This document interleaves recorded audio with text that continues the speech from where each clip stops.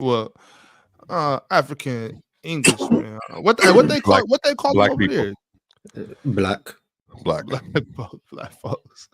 Oh, what's up? What's up, y'all? What's up, African American black people?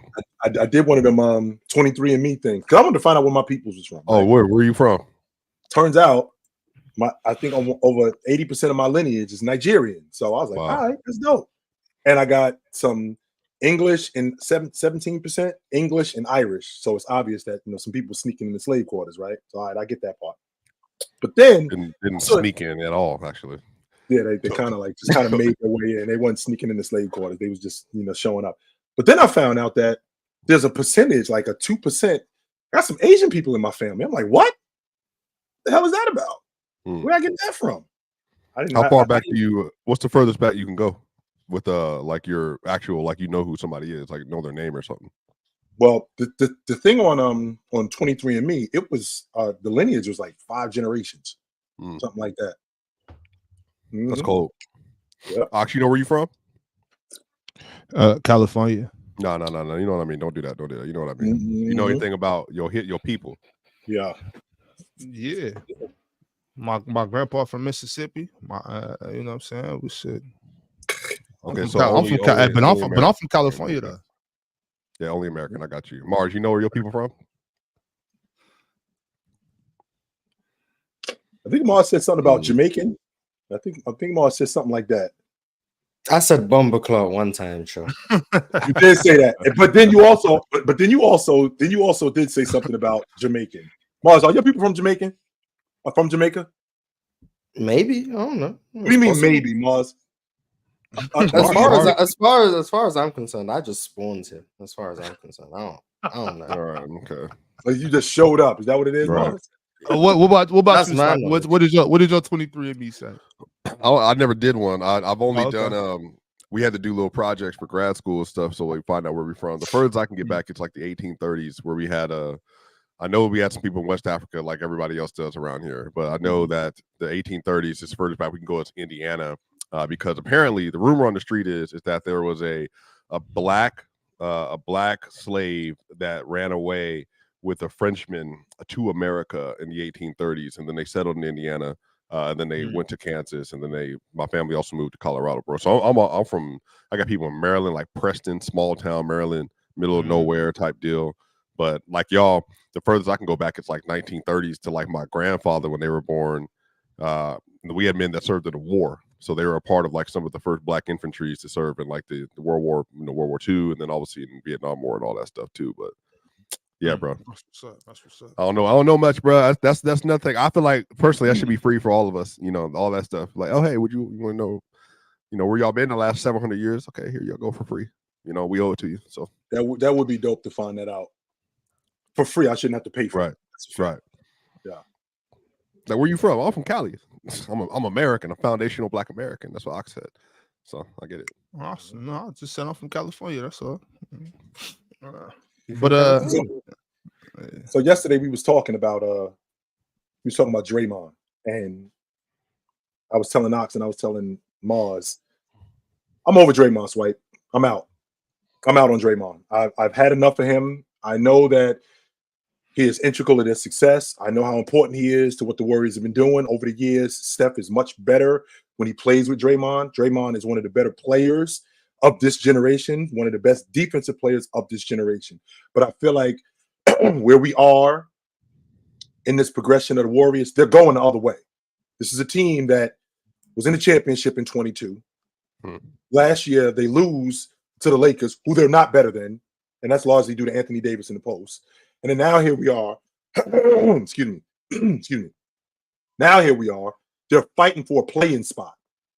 So they may not make the playoffs. And this is largely due to Draymond, off the strength that they are better when Draymond is on the floor. Well, he can't keep himself on the floor. I think he got thrown out of 4 games this year. In the process of him getting thrown out of 4 games, they don't have a winning record. He got suspended for 12 games. He should have gotten suspended. If David Stern was still alive, he probably would have been done for the season, to be quite honest with you.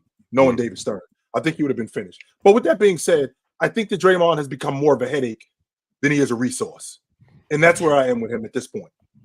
I don't think the headache is worth everything else because they're not winning the NBA championship. And that's the only reason why you keep this crew together. That's the only reason why Steph is on the crew.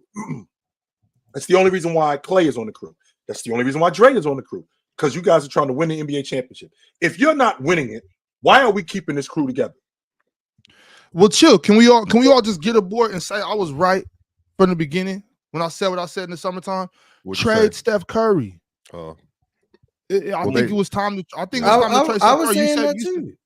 Okay. Well, yeah, so it was a lot of people that were just upset with me. That were disgruntled by me saying these things like it was blasphemous or something. And I'm like, this is how you save, or this is how you allow Steph to continue to build on his legacy and also save your franchise for the future. You think Steph would ever ask for that, Ox? I don't know if he would ask for it, but sometimes you don't ask. Sometimes you just don't know what's good for you. Like you think the Warriors would want to self blow it up? Like they say they would just do it with Steph's input? I think that's what we are. I would, because that's my thing. That's my thing, Swiper. I'm so with coaching, GMs being GMs, and players being players that I don't care if Steph Curry legacy for players that are like that are I don't care who you are. I don't care who you are. I'm with GMs being GMs and players being players. That's what I'm with. Imagine being the GM that created Steph though without him wanting to be traded. Imagine being the GM. Imagine being the GM that sat around for these next 3 years watching this team not make the playoffs and Steph just wasting his last 2-3 years of his career. I think it's pointless. I think on top of that, you can revitalize your franchise. You can go somewhere and get some draft picks. You can go and get another young player. You know what I'm saying? You can go do that. We can build up on this instead of us just pretending like Steph can continue to carry us through the things he's carried us through. I think somebody has to sack up and be like, all right, Steph, thank you so much for what you've done for this franchise. You've changed you've changed all of our lives forever. You know what I'm saying? But now it's time to not be one of those sentimental teams that end up not in the playoffs for 6 years because we love Steph Curry. You know what I'm saying? Like, that's just not the way to go. Yeah, that's what I'm saying. GMs need to be GMs. I'm cool with player empowerment to an extent. Players play, coaches coach, GMs GM. Let's do that. Let's just do that. Mars, what was your basis for moving off of Curry? Once they got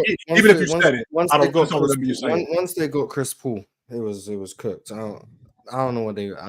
I was pushing for the Porzingis thing, if you remember. I do remember that. Yes, I do. I do remember that. I was pushing for the Porzingis. What would the trade been for Porzingis at that time, Mars? At that time, what did I say? I know it was definitely. You had third team involved, if I remember correctly. I can't fully remember. I know for a fact I had Jordan Poole going to Washington. Like Jordan Poole was definitely in the trade. Mm-hmm. I believe I probably had to put in some picks that they had. I can't remember what it was. I'll be lying if I said I could. I just know Jordan Poole was in it. Then they didn't get Porzingis. They went and got another player from the Wizards. They went and got Chris Paul. I was like, yeah, this team is cooked. So I was of the belief that they're not going to win. If they're not going to win, why are you wasting Steph Curry? Pack up Steph Curry. And then I didn't have an idea of where he should go. So then I just started pushing Steph Curry to Houston propaganda. But I do think Steph Curry, if he doesn't want to be there, which I don't know if he doesn't, he might want to stay there forever. But if he wants to be there, if he wants to win, I'd get rid of him. No, but Mars, this is what I want to know, Mars. If you're the GM, you're the president, whatever, how much does Steph Curry wanting to be there really matter to you? Honestly, for me, it wouldn't matter. But I mean, I understand the politics of the NBA. That you saying it wouldn't matter for you? No, it wouldn't matter to me at all. No, for me, because the way I view it is, my job is to make the Warriors the best it can be. Not to help the superstar who helped me along the way. I'm sorry. My job is for the Golden State Warriors. If in the best interest of the Golden State Warriors is we rebuild without 36-year-old Steph Curry making $60 million, then that's what I'm gonna do. If the best move for the Golden State Warriors is to keep Steph Curry and build a championship unit around him, then that's what I'm gonna do. It's not about sentimentality and this is the guy who got us out of the dark times and all of that. But like, I understand the politics of the matter, which is like, yeah, you treat your stars with respect, you treat your superstars. I get that. But I think my job is for the Warriors. That's it. The NBA business, so I think at the top, in my limited time there, has been that it's mostly relationships though. And I think if you can convince Steph Curry to like, hey, look, you got like 4 more years left for Mars, maybe 3 more years left of being elite, truly elite, like a truly top. I think he got 2 of them. Okay, so 2 top 15 more years. Hey, Steph, this is not going to work out. Draymond is aging. We have him on the books. Clay's on the books. We're going to try to offload all these dudes. And, we respect all the things that you've done. But, hey, if you want to stay here, we get it. And we will support your decision. But I think at that end, look, we can trade you to one of these teams to get you to the Knicks or get you, I'm just saying name and name, to get you to the Knicks, get you to the Heat, get you to the Nuggets, get you to the Clippers, whatever. And say, hey, you get a chance to go compete for 2 more championships and you can be the first or second best player of the team. How about we trade him to Boston? No, anyway. So we can put all these players around all these teams or whatever, and then we can give you an opportunity to get a run. Not in Boston. I don't know why you would want to. Well, Steph Curry would never go to the East Coast. You heard Jaylen Brown talk about Boston. Steph Curry's not going to Boston. I think some of this is Steph not going to Charlotte. Steph not going to Charlotte. No, not yet. No. He ain't that point. But I can see him going to like a a nice little playoff team that got some pieces and all that stuff. So this is all I'm saying. I think that for Mike Dunleavy and for ownership, they would not make that kind of move without having an agreement from Steph Curry because of what that would do. That could possibly tank your culture. Period. Which is again, it's 50% of the job. It just is. That's what part of your job is, managing relationships. So I think some of this is. I think Steph, if he wants to win more, yes, please ask out. Go somewhere, be special. Like if he was playing next to Embiid right now, Tyrese Maxey here, go get a flourishing situation, maybe in the Warriors. Steph go play next to Embiid. That'd be cool. I mean, I think we would all love to see that. They need draft picks as long as they got draft picks, and I mean they should. At least you know what team has draft picks? Oklahoma City. Rockets. That was the Rockets. See, that was one of the teams I mentioned. I mentioned 2 teams specifically. You said Orlando. Orlando and OKC. Those are the 2 teams I said initially, and they got draft picks. They got young players. They're also got good pieces to where. Yeah, they also got good pieces to where if Steph was there, they could compete. I think that was just a smart move, and I think people are just so sentimental now. It's just like you're gonna take your franchise trying to hold on to Steph, and it's not gonna be good for you. If Draymond and Clay had a little left in the tank, then maybe. But hey, I mean, I'm not a GM for a reason. So Steph comes off, not Steph. I'm sorry. Clay comes off the books after this year. I think that Dre has a pretty trade friendly. They just extended him out. $25 million. But you say trade friendly. What team wants Draymond Green? Well, it's a difference between a team that wants him, Mars, and a team that he works with. Okay, remember, Mars, this isn't boyfriend and girlfriend. This is what works. Okay, so if I'm on a crew, like for example, the Dallas Mavericks, I don't hate him in Dallas, to be quite honest with you. I actually like him in Dallas. That gives Dallas another ball handler that can take the ball out of Luka's hands, gives him another playmaker who can also set Luka up, who can set Kyrie Irving up, and he would come cheap. It's not like $24 million is not cheap. I'm talking about the trade assets. The trade assets. And just so you know, in $24 million, you don't really have to give up a lot to get Draymond on your crew. You wouldn't have to break up anything in terms of your core to get Draymond on your crew. Tim Hardaway Jr. Yeah, it would be Tim Hardaway Jr. and like another wing or something. I don't want him around. If I'm any young team, Oklahoma City, Houston, I don't want him around any of my kids. None of my kids. So let's dead that logic right now. Oklahoma City, Houston, any young team that's got really good Toronto, I don't want Draymond around none of my kids. So do not call me. I'm not interested. But a team like Dallas that's in the playoffs and on the doorstep and trying to get pushed over the top, I don't hate that. I don't. Fellas. Yesterday was Steph Curry and Draymond's episode. I know y'all seen the thumbnail. It had Steph on there crying and it had Dre on there throwing a temper tantrum. Oh, today we're talking about the Bucks losing to the Pelicans? That's fine. He's going to ignore the Bucks losing 2 straight to talk about the Celtics. Today, of course, is the Celtics episode where we will be putting them on the grill. Yep. Let's do it. Today we will be taking the Celtics to Grill Town. Let's do it. Let's do it. Today we're going to talk about how the Celtics lost back-to-back games. I was kind of fire on taking them to Grill Town. To the Hawks. Without their best player. Yep. And without currently their second best player. Correct. Ooh, shout to Jalen Johnson. Shout out to Jalen Johnson. Yeah. Mm-hmm. So let's start the conversation with the switches that the Celtics were having last night with DeJounte Murray and KP. That was just bad. There's no, and I'm sure y'all probably heard it earlier today. I mean, I'm sure y'all probably heard it earlier. I think there's a lot of switching going on in the NBA that's not necessary. I complain about it probably the most on this show about guys switching on the perimeter. There's no reason to switch as much as these dudes switch. If you're 27 feet away from the basket and I got Clint Capella setting a ghost screen or even setting a screen for DeJounte Murray, Porzingis does not have to switch. If DeJounte Murray is coming off of that, if DeJounte Murray is coming off that pick, 24, 25 feet away from the basket, and he makes that, I'm cool with that. But there's no reason to switch that regularly. These guys don't get around screens nearly as much as they should. That's number one. Number two, they got killed on the offensive glass last night, right? They got killed on the offensive glass last night, and that's going to be a problem. I think that's a problem moving forward that they can rectify.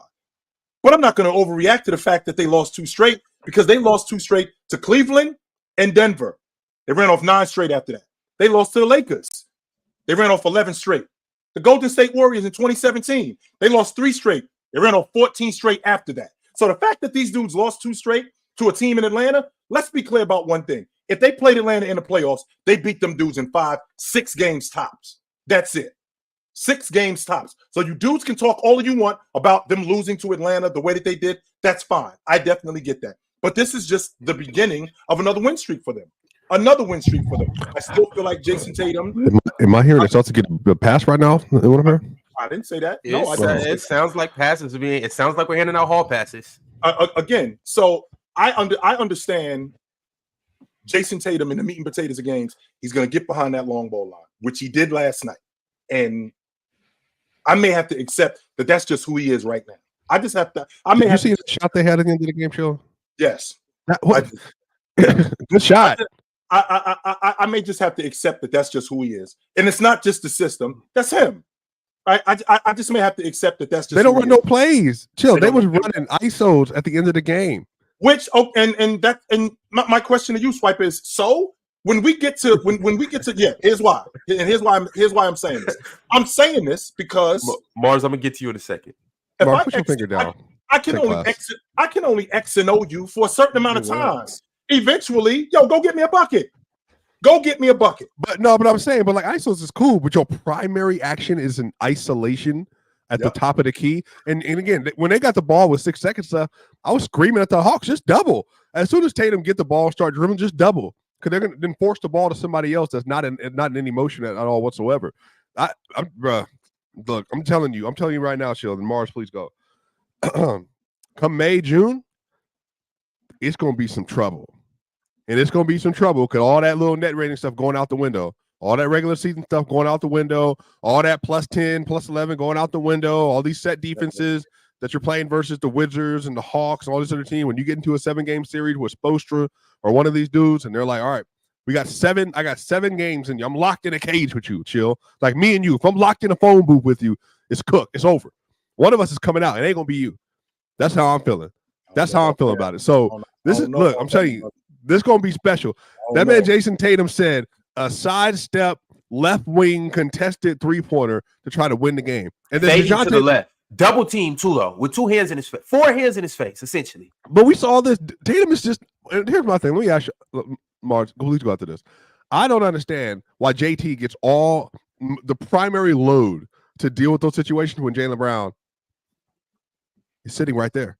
And also might be a little better in those situations. I just don't understand why. There's nothing wrong. It's not player. It's not player for player. Tatum's better than Brown. But sometimes getting into the action when you're not the primary scorer, right? It might be a little easier because you're not seeing the same level of defense. So my thing is, go ahead. Keep going. I'm just saying, like, run something else other than Tatum. Hedgy tween, fade, back, and then and try to throw it up. That's just not good basketball. It's just not. Chill, right quick, but before you go right quick, I want to just hold that thought. We're going to cover everything regarding this topic. But Mars, I know you've been pressing to get something off. You had your hand up. Well, it's not that pressing. If Chill wants to go, he can go. I just wanted to say something. I just think it's so ironic, not ironic, but I just think it's hypocritical, and it's not just you, Swiper. But when I hear people talking about it's not just you, Swiper. 1 minute, Jason Tatum doesn't get the basketball in the crunch, right? He doesn't ask for the ball in the crunch, but when he does, you should be looking. You should be looking. I mean, you just said if they double him, I didn't say he doesn't. I said he always does. I'm trying to figure out why he always gets the ball. You got Jaylen Brown wide open. So if he's got the basketball in the crunch, he should be shooting it. Well, he shouldn't be shooting it. Well, if he doesn't get it, why don't you have the basketball? But Jaylen Brown was standing in the corner as a spot-up shooter just like this, while Tatum is not going to pass the ball. He's not like that level of playmaker. Look, literally, chill. He's getting into multiple shots that are the Nuggets shot versus KCP. Horrible shot. Didn't even hit the rim. The shot versus Cleveland. Horrible shot. This shot, not a bad shot. The shot against Cleveland, that was not a bad shot. It was 16 dribbles. It was 16 and a mid-range fadeaway, which he can make, mid-range, which he can make, a fadeaway mid-range, which he can make. Yes. How tall is Jason Tatum? How big is he? 6'9". Why is he not using his body and getting contact and going to the rim in those situations? Well, that's what he ended up doing. That's how he got the separation. What separation? That's how he ended up getting the fadeaway. I did the mid-range fadeaway over who? Over whom? Who was the defender? I think it was Darius Garland.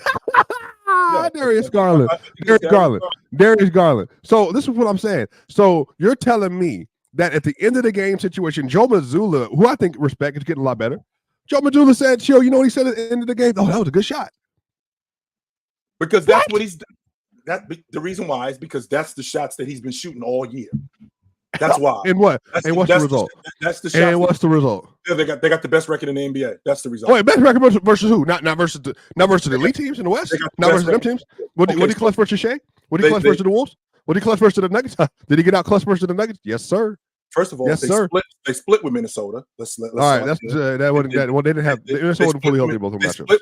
Give me a break. They split with Minnesota. They lost to Oklahoma City, which they were in a dogfight with them.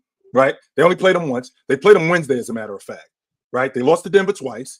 They beat Phoenix twice. They beat Dallas twice. Yeah, Phoenix sucks. They're terrible. They're dead. They're dead bad. They're dead. So even beat your team twice. Right?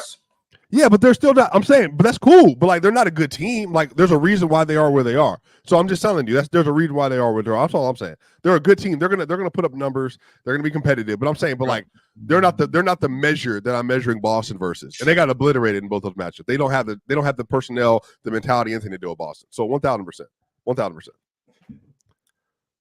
But Chill, you doing too much. You're doing too much. I came back on this line. I left a work call. Heard you putting a cape on for Jason Tatum and trying to save him for what he did at the end of the game. And this ain't even just Tatum. This is Joe Mazzulla too. It's both of them. First of all, I'm not trying to save anybody. That's number one. Number two, I recognize forward in the NBA. Yes, he is top two MVP candidate. We've already done that. But with that being said, the team, they lost 2 games. Right. They've lost 2 games. But haven't we seen other great teams lose 2 games and go on runs? Like I just said, the Warriors. No, that's fine. I don't think this matters for the regular season at all. They're still going to win 65 games. I'm talking about when it's slowed down, we get into half-court basketball, man to man, mono e mono. Right. This is going to be problematic because Jimmy Butler and them ain't going to be running away in the clutch, and they're not going to be too small for you to defend. What you say you're not worried about Jimmy? You say you're not worried about Jimmy? No, Chill. It's no way. Cool. It's no way you watch last night's game and Monday's game, and you're not concerned about a team like the Miami Heat. I'm not concerned about them. No way. The reason why I'm not concerned about them is because of what they have to do in order to win. They got to basically double what they did last year. They have to do that. And they're not getting double what they did last year. What? First of all, they got to shoot way better. Not only because the Boston Celtics offense is way different than last year. It's better. And on top of that, they got to play better defense than they did last year. Do you think it's going to be an elite offense in the playoffs? Are you sure about that? I do think that, particularly because of Porzingis in the zone. That's do you think they're going to be but do you think they're going to be the number 1 offense in the playoffs again? I don't know if number 1, but I do think that with the exception of Denver, I do think that they're going to be up there off the strength that Porzingis in the zone and the fact that he stretches the defense like he does. Porzingis in the zone, stretch 5. So a stretch 5 making that difference. I got you. I'm pretty sure. Horford stretched the floor last year too. He chilled. But he does not do what Porzingis does. That's number 1. Number 2, if I'm not mistaken, where the Oklahoma City Thunder at? Where are the Oklahoma City Thunder this season? I'm 100%. Where are the Oklahoma City Thunder in the standings this year? They're at the top of the Western Conference. That has a lot to do with the stretch 5 that they have. The offense that he provides for them, the fact that he shoots the long ball, the fact that he shoots the long ball, the fact that he shoots in the mid range, the fact that he shoots in the long ball, the fact that he shoots the long ball, the fact that he shoots in the mid range, that helps their offense out way more than it did last year. Because they didn't have the best defenders in the league. Chill. Al Horford did the same things for the last he did 3 not, years. Ron. Yes, he does. He's just not as tall. He's not as explosive. To be fair, you said shooter. Al Horford did the same thing. Yeah, shooter. You said shooter, not player. Shooter. You said shooter. Shooter. We're talking about shooting. Horford was a good shooter last year. He was 100%. But does he provide what Porzingis provides when teams go zone? Does he stretch the defense like Porzingis stretches the defense? 30-foot three-pointers? Probably not. Probably not 30-foot three-pointers. He's knocking that three. He can shoot threes. Yeah. Even at this advanced stage of his career, he's still doing that. I might actually say that he might be better than Porzingis against the zone. Against the zone. Al Horford, he's smarter than Porzingis. He makes better than Porzingis. On top of that, he'll go post up in the zone. As Porzingis, he's going to run around the three-point line. None of this happens last year. Like we're speaking in hypotheticals. When we saw Horford in the zone last year, and they put him in the corner. You haven't watched Tingus. Boston put Al Horford in the corner of the zone. They didn't put him in the middle because every time he was in the middle, he was making bad decisions. We can't just be lying about what Al Horford could do in the zone when we saw him in the zone last year. Not do the things you're saying he could do. He was in the dunker spot. So he wasn't in the dunker spot. Okay, but then don't say Al Horford could do this and this, and then when he was in the zone last year, he wasn't doing this and this. Like that doesn't make sense. What if Porzingis was doing that? No, we didn't. Take the fan hat off when it comes to. It's not no fan hat. I'm telling you what I saw from Al Horford, knocking down the corner three, knocking down the top of the key too. He wasn't just put in the corner. That's not true. Yeah, that 29.8% in the playoffs he was hitting that three. Yeah. Whatever. I'm saying at the top of the playing against the Miami Heat with that 2-3 zone. Number one, Porzingis is much bigger. He creates a lot more mismatches. He can knock down that mid-range shot, which him knocking down that mid-range shot shrinks the defense. Al Horford wasn't doing that. Not like Porzingis can do that. On top of that, him stretching the defense even further, shooting the long ball, even though Al Horford can shoot the long ball, not like Porzingis. Because if that was the case, they wouldn't have traded for Porzingis. They don't need Porzingis if Al Horford is doing that. There's no reason for him to be on the crew. We already have that. So we don't have that. That's why we're trading for Porzingis. Mars, you had a question? Less of a question, more of a kind of a question. The Boston Celtics are 11 games ahead of the Bucks for the number 2 seed with 9 games left. Yep. So, long story short, they've got the number 1 seed, even if they lose every game for the rest of the season. Locked up. They're 6 games ahead of the next best team in the West with 9 games left. So, it's reasonable to assume they're going to have the best record in the NBA, which means in every single playoff series, they're going to have home court advantage. I believe it was Mario Chalmers or Norris Cole, one of those Miami Heat guards from like the super team Heat. He said, paraphrasing, but he said, Eric Spoelstra would put us in coverages that maybe would lose us a regular season game, but we knew we'd need it come playoff time, so we was getting the reps. That's what he said. You can find. I can't remember what podcast he said it on, but he said that, and might not be word for word, but paraphrasing, that's what he said. Eric Spoelstra would make us run coverages that even if it was we were losing this game or this team was countering it in this way, but we knew we would need those reps come postseason time in that certain coverage. The Boston Celtics are so far ahead of the rest of the NBA, they can afford to lose a regular season game running coverages that they don't need to run to win the game. They were switching KP on DeJounte Murray. They were switching 1s and 5s, as Chill would say, because they know in the postseason, you might need that. I think Joe Mazzulla said it in the interview last night. I think Joe Mazzulla said it in the interview, in the post-game interview last night, that we wanted to see Porzingis with reps guarding and switching 1 through 5 because we haven't had many reps of that this season. And they're at a point where they can afford to do that. He said that. That was his words, I'm pretty sure. So why are we overreacting to a Boston team that is, by the coach's admission, experimenting because they can afford to do so now we giving Joe Mazzulla a pass too? No, it's not about giving Y'all wanna anyone come a out here and pass. hand out hall passes to everybody. It's about Morris, observing what is happening. Mo- Observing the fact I that this watched the team, game last night on these playback. games, these That's last not 9 why games they lost the game, Morris. inconsequential. Why did they lose, Ron? That's I'm talking not about what why they Chill lost. said. I'm not arguing about why they lost the game. I'm talking about when you were. I don't think you were here. No, you were here because you came up and brought up a topic. Chill said that they were switching Porzingis on DeJounte Murray 1-3-5. That's what they were doing. I'm talking about that point in particular and saying the Celtics can afford to run these sort of coverages because of what they have achieved throughout the regular season so far. They are at no risk of getting the number 2 seed. They are at virtually zero risk of not having the best record in the NBA. They can switch Porzingis on 1s and 5s, and even if DeJounte Murray gets 44 points, you live with the results. If there's other reasons why they lost the game, sure, but they are at a point in the season where they could lose every game for the rest of the season and still probably have the best record in the league.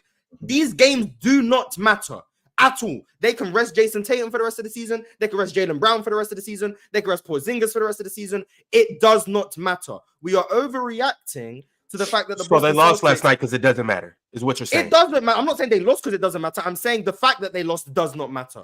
The game that they just lost is not indicative of anything that's going to happen in the postseason. And if you think it is, I would love to hear you explain to me why, and then tell me why you don't care that the Bucks have lost 2 straight games. And we'll get to the Bucks. Okay. My thing with the Celtics is you had your full roster. Mm-hmm. Nobody hurt. Yep. It didn't look like anybody wasn't trying last night because they didn't care that they'll end up with the number 1 seed no matter what. Everybody was playing hard. Joe Mazzulla was coaching hard. Okay. Everybody wanted to win that game. If you watch the game, it went into overtime. They competed all the way through and through. Okay. So we're not allowed to lose games late in the season, even though we got a mile. Nobody's allowed to lose games. Technically, Chill. Like when you lose, you lose. Hold on. It's no problem with them losing. The losing isn't the issue. I think sometimes you got to see the forest through the trees. Swiper's issue is different. Swiper's saying the way they proceeded throughout the whole regular season isn't indicative to playoff success in the later rounds of great teams. Right. Because I think that's a valid criticism to have. Ron's criticism is every time I haven't even said my criticism. No, because you made I haven't even said my criticism. You did the same thing when they lost to the Cavs, coming off an 11-game win streak. You did the same thing. By the way, they just came off a 9-game winning streak, lost 2 games in a row, and the title is about why the Celtics are trash. You do this every time they lose games. You haven't even heard my criticism. They've only lost 15. What is your criticism, Ron? And I guarantee we've done at least 4 times why the Celtics are trash every time they lose. No one excused them for losing. No one said it's okay to lose. No one said they didn't try in the game. But we can observe the fact that they are literally experimenting throughout these games. They are experimenting things. Mars, they were not. I'm watching them play. First off, when you seen Porzingis switching 1-3-5. First off, that whole thing is a myth. What's a myth? I'm not going to say it's a myth. They may have been switching, and they may not typically do that, but Porzingis wasn't the only one getting cooked by DeJounte Murray. Porzingis wasn't the only one getting cooked by Bogey. He wasn't even cooking. He took 44 shots last night. He wasn't even 40%. And that even goes further to my point. How do you lose to an Atlanta team without their best player and without Jalen Johnson, and you lose to DeJounte Murray shooting 44 shots? Just lost to the Suns twice. The Suns are Atlanta. Let's not do that. Let's not do that. Denver is not Boston. No, but Denver. I'm saying, but hold on, not Boston. Well, this is the thing though. But the Nuggets lost to them twice in the last month. In the span, they lost more than a month. They lost 3 games. Is that indicative of their long-term success? Swiper.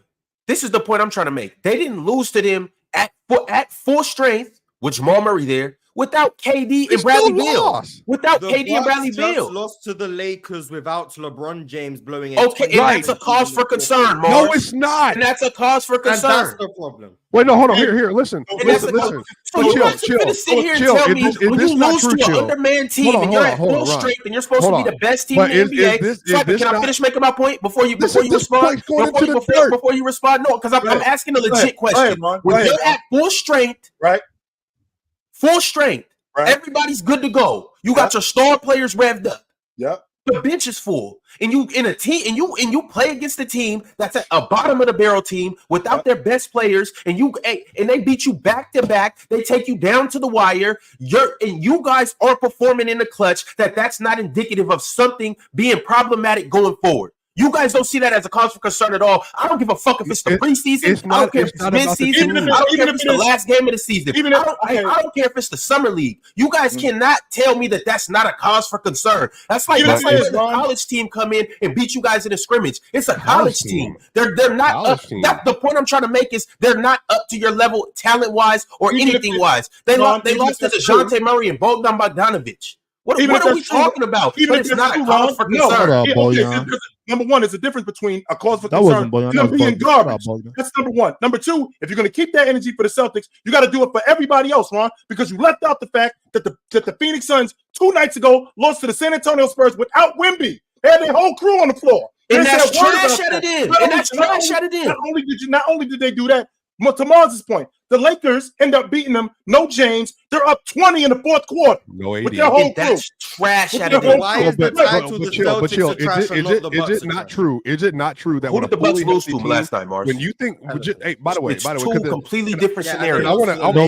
No BI. But to defend the Celtics a little bit here, the issue is, are we not aware that when a fully healthy team expects to see a certain lineup on certain nights, especially if you get up for that game, if they show up with a completely different personnel, missing their 2 best players, everything goes out the window. It becomes a dogfight. How do I know this? Because I was in Denver in press row when Joel Embiid didn't play versus the Denver Nuggets in that game when they had no Tobias Harris, they had no Tyrese Maxey that game, and they made it a dogfight down the stretch of the game because everything changes. Everything changes. Our personnel, our decision making, our scheme, all that stuff changes. So I think the same thing for the Celtics in that Lakers game. So you can maximize yourself all you want. All I'm telling you is this: you're gonna get cooked out of the way solo. You won't cook with me on solo. The issue with what you're saying is that every team does this. You just have a different approach to the Celtics because you have different expectation for them in the playoffs and in the finals. And so for you guys have different expectations for them. You guys expect them. You guys think they're heaven sent. But everybody has these losses on their ledger. Everyone does. Every team.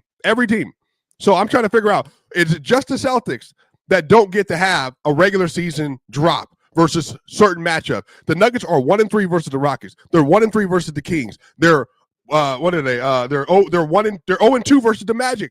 They're now 1-2 versus the Suns. Is that an indictment on them for the rest of the year, or do you believe the 3 teams you said? They're what? The Rockets 1-3, the Kings 1-3, the Magic 0-2, the Utah Jazz they're 2-1, but they got dog walked in Utah.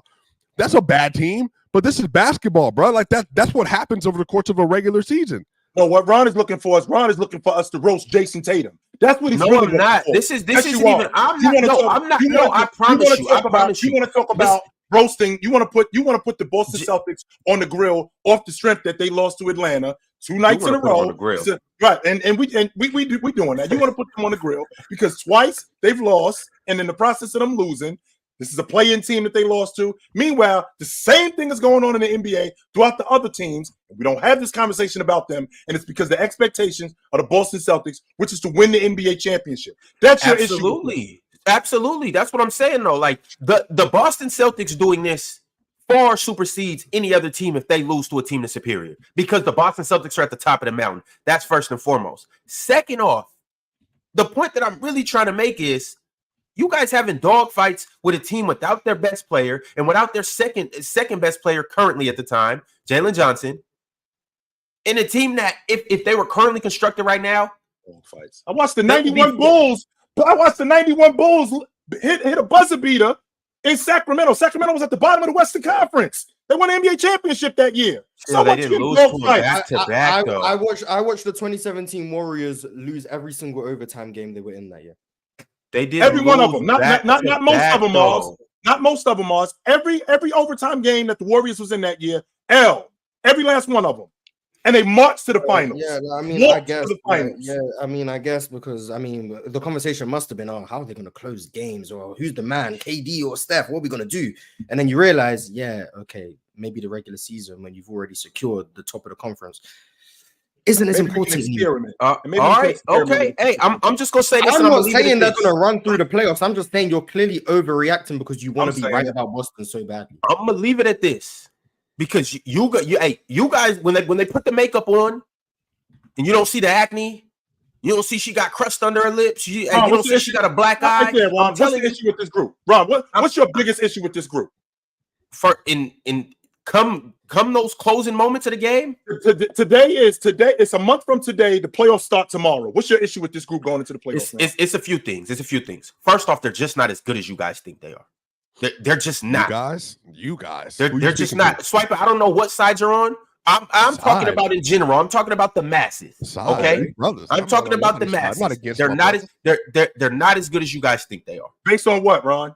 What are we basing that on? And the reason why I'm asking you that is because this is the same Boston Celtic team that's had 5, Ron, count them, 5 plus game winning streaks this year. No other team in the league is doing that. Nobody. Okay, They lose to the Nuggets. They lose to the Nuggets. They lose to the Cavs. They proceed to run off 11 straight after that.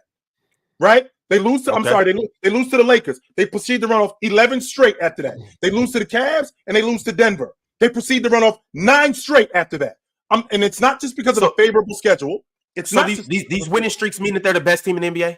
No, most people don't think they're the best team in the NBA. Honestly, they don't. Most people do not. I would say majority of non-bettors are betting their money on the Celtics. But I'm saying if most analysts, they don't think the Celtics are the outright best team in the league. They think they're the walk through the East. But they just think the West is stiffer. Most people, honestly, probably think this is what you think. No, if you just listen to most national voices about the sport, most people are still picking Denver to win. Most people are, and then even in the East, people are saying that the Celtics are going to have a hard time still with the Bucks, or with the Knicks, or with I don't know, depending on how you feel, like 76ers did. Me comes back and all that stuff, and the Heat. There are multiple teams in the playoffs that we know are going to push them. So that's just it. We know that. The regular season, you're playing versus all 29 teams at least 3 to 4 times and then 2 times in the other conference. You can't game plan for them. As soon as the Celtics start getting game planned against, it's just going to be different. But you're not going to – I don't think the Celtics are going to run through the playoffs like people think. So I'm on your side in that I don't think they're frauds. I just think that playoff basketball – Which is what Ron thinks, by the way. Ron thinks that. I think they're frauds up to you guys' expectations. I'm not saying that the only people who have them winning a chip is Chill and Ox. So 60% of us don't. So how are they frauds? Okay. The majority of us don't have them winning. So how would that make them frauds? 40% is a good amount, Mars. 60% is a more. And then Swiper, you got them going to the championship. Mars, you got them going to the championship. Yeah, we think they're the best team in the East. Okay then. So that's high expectations. But Ron, that's very high expectations. Who do you have making it out East? He has the Bucks. So the Bucks are frauds. The Bucks are 14-13 since Doc Rivers got there. They're a mid-team on defense and offense and a bad clutch team. So what are they doing? Tell me, can you explain the basketball reading for them? Oh, they have Giannis. I got you. That's it. But somehow that's a logical explanation. But Boston being by far and away the best performing team in the regular season. Nah, they lost to the Hawks. Just hope. So it's hope and vibes with the Bucks. I got you. But somehow we're the ones. I never said that. Mars said that. You and Mars are having a conversation. You literally said last week. You guys are talking back and forth. You literally said last week is because of Giannis. You said that last week. Someone can find the Mars. I said other things. I said other things. Please. There's 1,000. There's nearly 1,300 people. Bomba clap. Come on, man. Look, listen. Find the clip of Ron saying who have coming out of the East. Who's coming out of the East, Ron? Who's coming out of the East? He said the answer. He said, I got the Bucks. You got the Bucks. Okay, I got the Bucks winning the championship. Can you give me a reason why? Why do you have them winning a championship and making it to the finals? And I've said this, and this is actually what I said, Mars. I said because you guys are underestimating the talent that the Bucks got there. And I started with the lower tier guys. I said Brook Lopez. I said Chris Middleton. I said Bobby Portis. I said Malik Beasley. And then I also said guys like Jay Crowder. Those guys. I think you guys are heavily underestimating those guys. Then when you get to their second tier guys, Chris Middleton, Damian Lillard.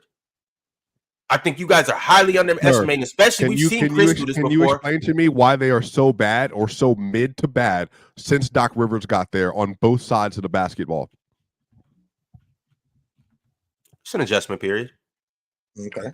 They just lost. Did they just a quick question here. What just happened in the Laker game with Anthony Davis, please? Can you give me a rundown on why they lost that game? AD went crazy. Right. Who went crazy? AD went crazy. But you just said, but we have all these expectations for the Celtics. There's no way you're supposed to lose to an underman team. Well, the Lakers were underman. I said the same thing applies for. I said the same thing applies for the Bucks. They have worse losses than the Celtics do this year, sir. I said that was trash. They have worse losses than the Celtics do this year, sir. With Giannis on the court. Didn't the Bucks beat the Celtics by 40? What? Yes, they did. Didn't the Bucks beat the Celtics by 40? When was this? When was this? And then Boston. You might have took that night off, brother. No, when was this? Yeah, they got a mud start. It was right before the All-Star break that they did. Oh, okay, right before the All-Star break. Cool, great. I just want to remember, make sure my time, because the Nuggets lost 3 straight at that point too to the Kings and to the Bucks. Yeah. So I guess that counts. I guess the Nuggets are frosted. Yeah. So no loss matters. That's what I'm hearing. No loss. I'm talking about the Bucks. I'm asking questions about the Bucks. The Milwaukee Bucks have not been good. They got a coach fired already this year. They've not been good on defense all year, and their offense has literally been mid. But you saying more difficult. So if they're not good, then why are we even bringing up the Celtics record? I've been hearing the Celtics record the whole time. They're clear and by far got the best record in the league. They can lose every game from here on out and still finish number 1. If they're not good, then why do they have the second best record in the East? If they're not good, why are they on pace to win 51 games? They were 30-13 prior to Adrian getting fired. They've been 14-13 ever since. So their record has gotten worse. So that's a problem. They're going down. They're going backwards, not forward. So we're talking about recently what happened. We're talking about what happened recently. Because when I bring up the last 2 recent games, all of a sudden I'm a bad guy when I bring up the last 2 recent games that I've seen from the Boston Celtics. The Bucks had one of the easiest schedules of Adrian Griffin. They then hired Doc Rivers, have one of the toughest schedules in the league, and they're a 500 team. Maybe they could be working on playoff stuff instead of regular. I'm not arguing against that. I'm saying the Bucks clearly have way more concerns than the Celtics. Clearly. Right. And the Bucks are also 5-5 in their last 10, whereas the Celtics are 8-2. But we're harping on the team that has lost 2 straight. But the Bucks have lost 2 straight as well. But we're not harping on them. It's clear because Ron has done this every time the Celtics have lost back-to-back games. He spoke about the Celtics being frauds every time, and it's only happened 3 times during the season because they don't lose back-to-back very often. But every time it's happened, we've had to hear why the Celtics are frauds. But every time the Bucks do something bad, he will refuse to say they're frauds and say they're going to win the championship because he doesn't believe the regular season is indicative of the Bucks' flaws. But every time it's the Celtics, this loss is the proof. This is the proof that I'm right.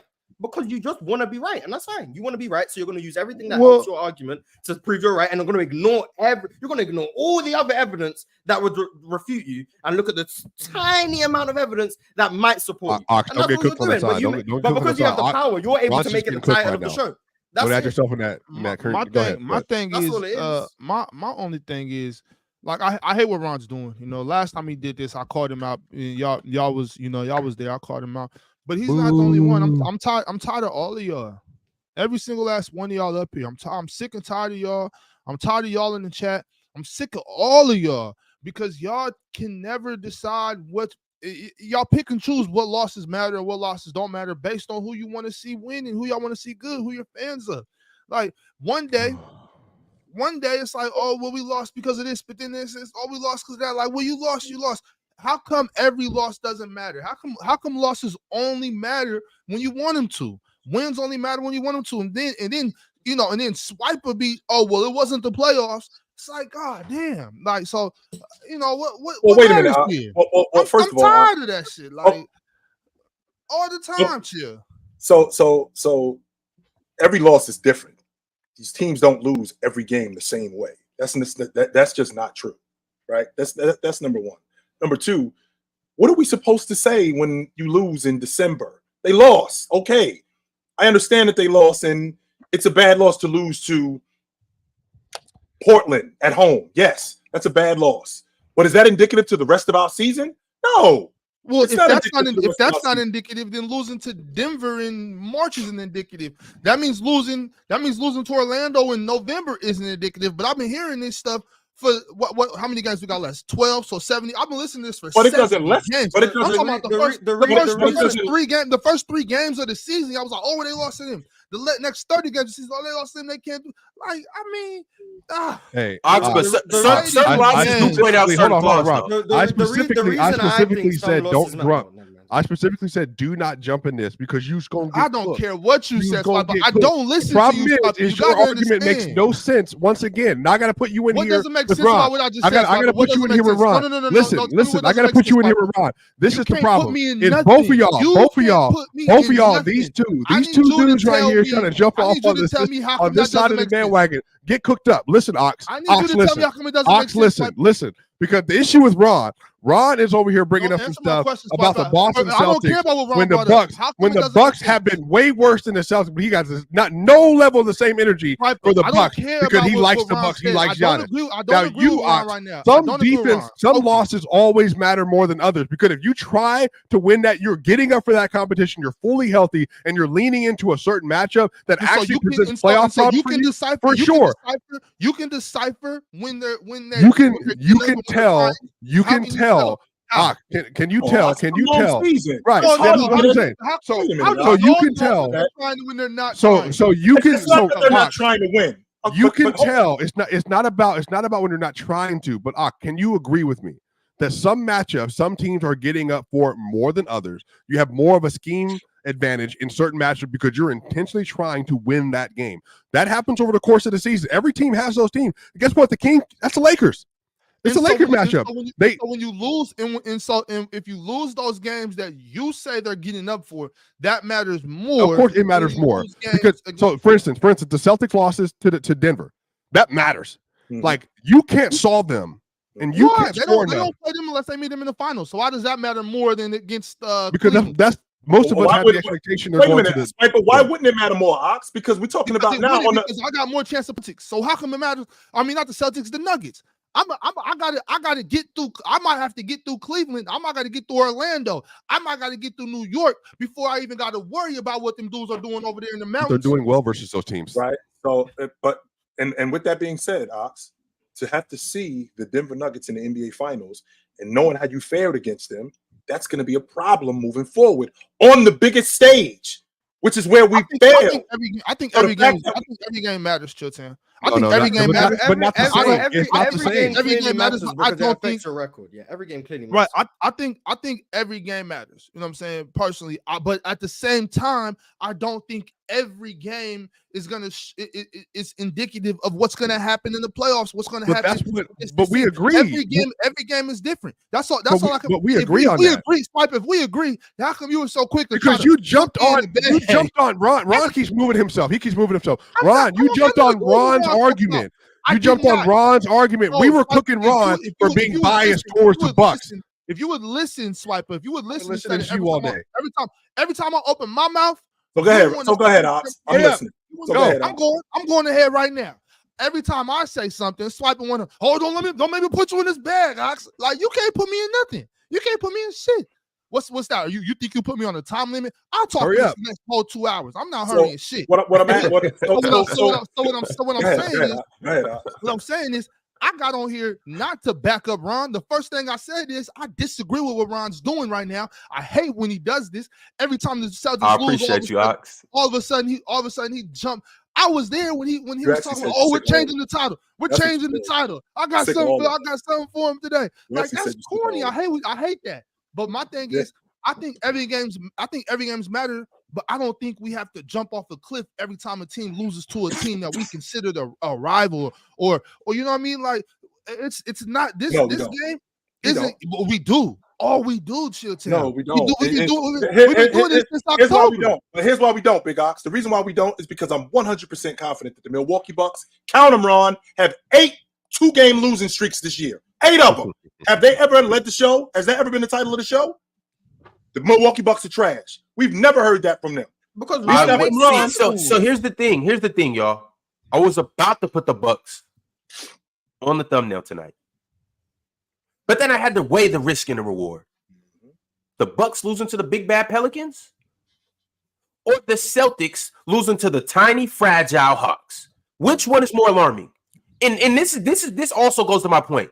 I hate how you guys try to act like it's impossible to do both. Right? The Celtics and the Bucks. Couldn't have done that. It's impossible. I hate how you guys try to act like it's no cause for concern at all. It's just another game. The Celtics are the number 1 seed. It doesn't matter. Jason Tatum wasn't clutch last night. Jaylen Brown wasn't shaky last night. The defense wasn't suspect last night. My only thing is, and I'm gonna leave it at this. If y'all want to keep talking about the Celtics, y'all can. I'm gonna leave it at this. I don't trust the Celtics in the clutch. I don't trust them when things when the game gets tight. And on top of that, the most important thing, and it starts with the top 2 players. They're both inconsistent. Ron, just I don't know what I'm gonna get from. Hold on. Can I finish right quick? Hey, Swiper, before you put me in the box and chill, before you put me on the grill, can I finish? Can I let you guys know how I actually feel about the Celtics and why I feel this way about the Celtics? And why I've been this way this whole season? Because if I can't know what to expect from my best player or my second best player, a lot of people would say 1A, 1B on a night in, night out basis, I think that's a cause for concern. If I don't know what I'm going to get on the offensive end or the defensive end, or neither of you guys can close for me, if Derek White has to be the person that gets our team through the fire when the going gets rough, I just don't know. Coaching, inconsistent. I just don't know. Ron, do you have the same level of concern for Doc Rivers, Damian Lillard, and Giannis Antetokounmpo? Yeah, Doc Rivers, by the way. Giannis, he runs from the free throw line. We're talking about the Celtics. If you guys want, you said the Bucks are making it to the final. Do you have the same concern? Do you want to hear my concerns about the Bucks, or are we going to talk about the Celtics? Which one? You're terrible, Ron. Which one? No, I can give you my concern about the Bucks too. Please, Ron. Please. I'll put the Bucks on the skillet too, and we can run down the whole thing. Inconsistent top 2. Go ahead. Can we stage a coup right now? Can we stage a hostile takeover, please? No. Go ahead, Ron. What's crazy? Everything that I just said about the Celtics is valid. No, before I do that, what's crazy? Because look, you guys. Okay, I get that you guys want me to be consistent about the Bucks and the Celtics. Okay, cool. But before we go to the Bucks, before I go talk about the Bucks, what did I say that's crazy about the Celtics? What did I say that's not true?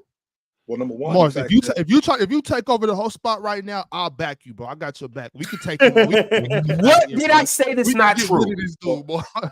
Well, Ron, number one, the Celtics have the record that they have, largely due to the fact that they have guys who close games, like Jason Tatum, like Jaylen Brown. They might not do it as much. So that's not a lot of their wins. A lot of their wins come from taking care of teams in the first 3 quarters. Right. A lot of their wins do. And so when it comes down to the clutch, right, it looks a little different.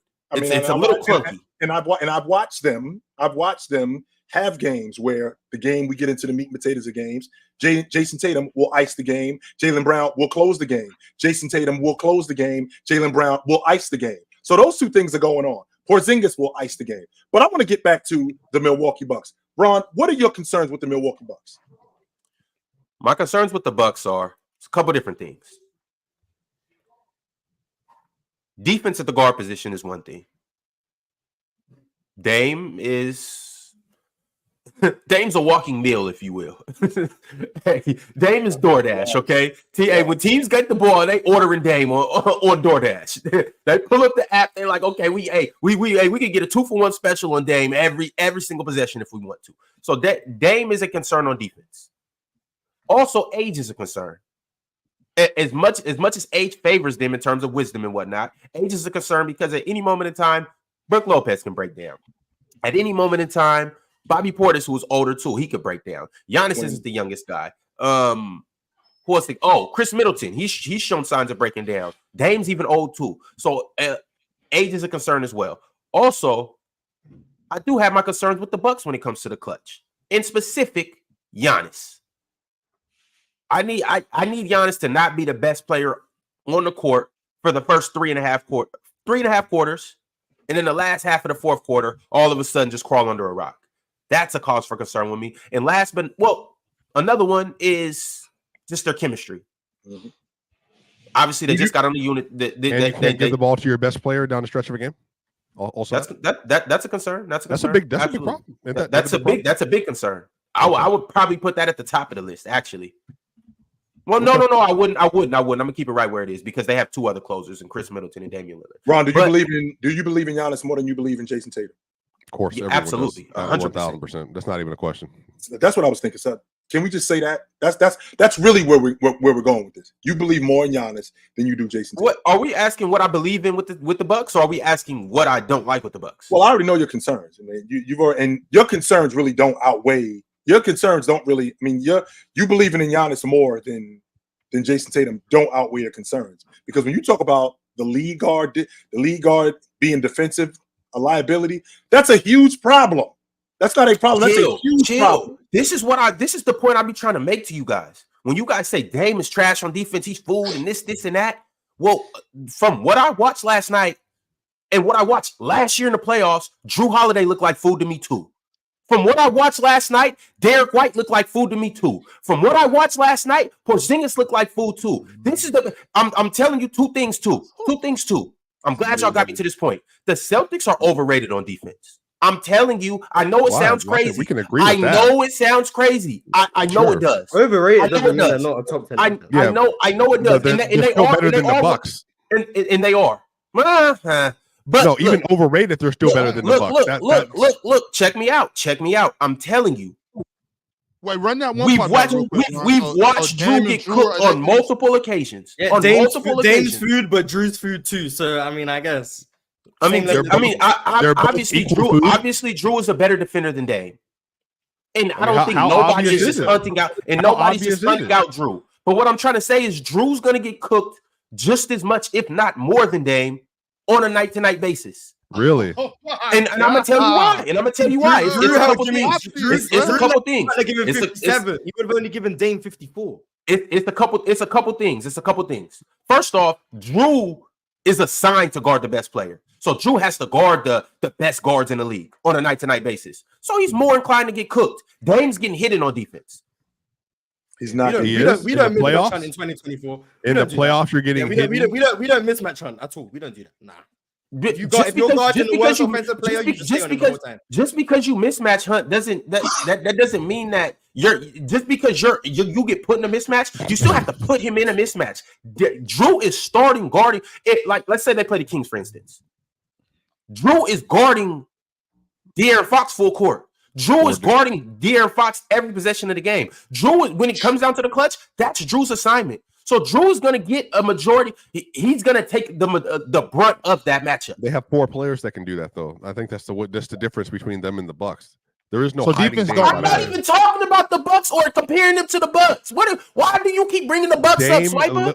Because you're bringing up Drew Holiday as the POA defender, the primary defender. I'm saying that's cool. The problem is you can't hide Dame. There's no hiding a small point guard in the playoffs, off ball or on ball, because all I'm going to do is target secondary actions that are going to be on the side of the court that he's on. So you got to get under that screen, or you're dying and I'm cooking you. So I think that's a misnomer. Like, the fact that you can hide somebody, you don't hide anybody on a 5-on-5 basketball game. I'm finding advantages and I'm coming for you every single play. You might just not be on ball, Ron, but I'm absolutely going at you. So Dame Lillard, Brook Lopez, and Giannis, as good as Giannis is as a defender, the reason why they've been so bad, they are slow and unathletic outside of 2 key spots. That's horrible. That's a horrible mixture for the playoffs. You're comparing. Go ahead. Well, quick question. It's like, why when I said that you can't hide people, you can do your best to protect them, I was an idiot when I said that. But Swiper says it. And now it's I think it's the delivery more than it's anything. Because you're not hiding nobody. We know who you are, especially come playoff time. We know who Damian Lillard is. They go after him. He's 6 foot. He's 6 feet, by the way, and he's not a great screen navigator on and off the ball. So I think for me, it's like this whole thing about Dame and Drew. They're both going to get equally cooked. Well, no, because one of them is 6'4". And it's a very strong athlete. So the difference Devin is Booker don't care who's guarding so when him. You're Devin Booker don't care if you're 6 foot, Devin 6'4", Booker did not 6'11". score. I'm speaking in Devin general. Booker didn't score on Drew Holiday down the stretch of the finals. He didn't score on him, which is why they lost. He got locked up. Those last 2 games of that finals got locked up by Drew Holiday. Do you remember the game-winning play in Game 5 when they threw the alley-oop? Who stripped him? That was Drew.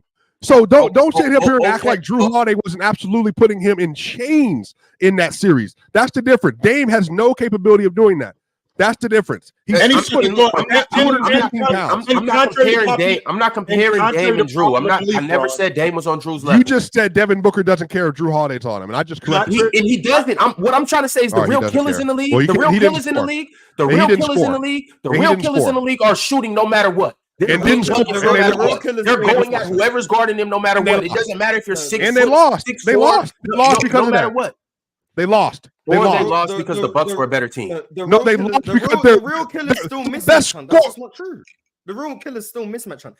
Oh, Ron, let me ask you this: if Dame and Drew were on the same team, and let's say they're playing the Nuggets, you're saying Drew would be guarding Jamal Murray, right?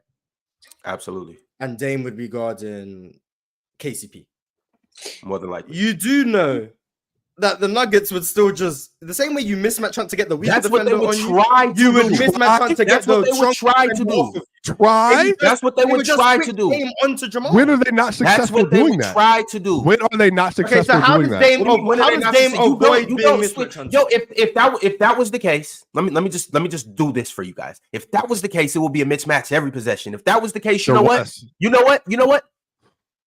Jokic would average 70. If that was the case, Kevin Durant would average 80. You know why? Because he would get the most disadvantaged person on him every time, take him to a spot on the floor, and score every single time. You guys know the game of basketball doesn't work like that every time. Hold on, let me finish my point before y'all go. You guys know the game of basketball doesn't work like that every time, right? You guys do know that it's other players on the team that also have mismatches, that are also stars within their own right, that get their own shots.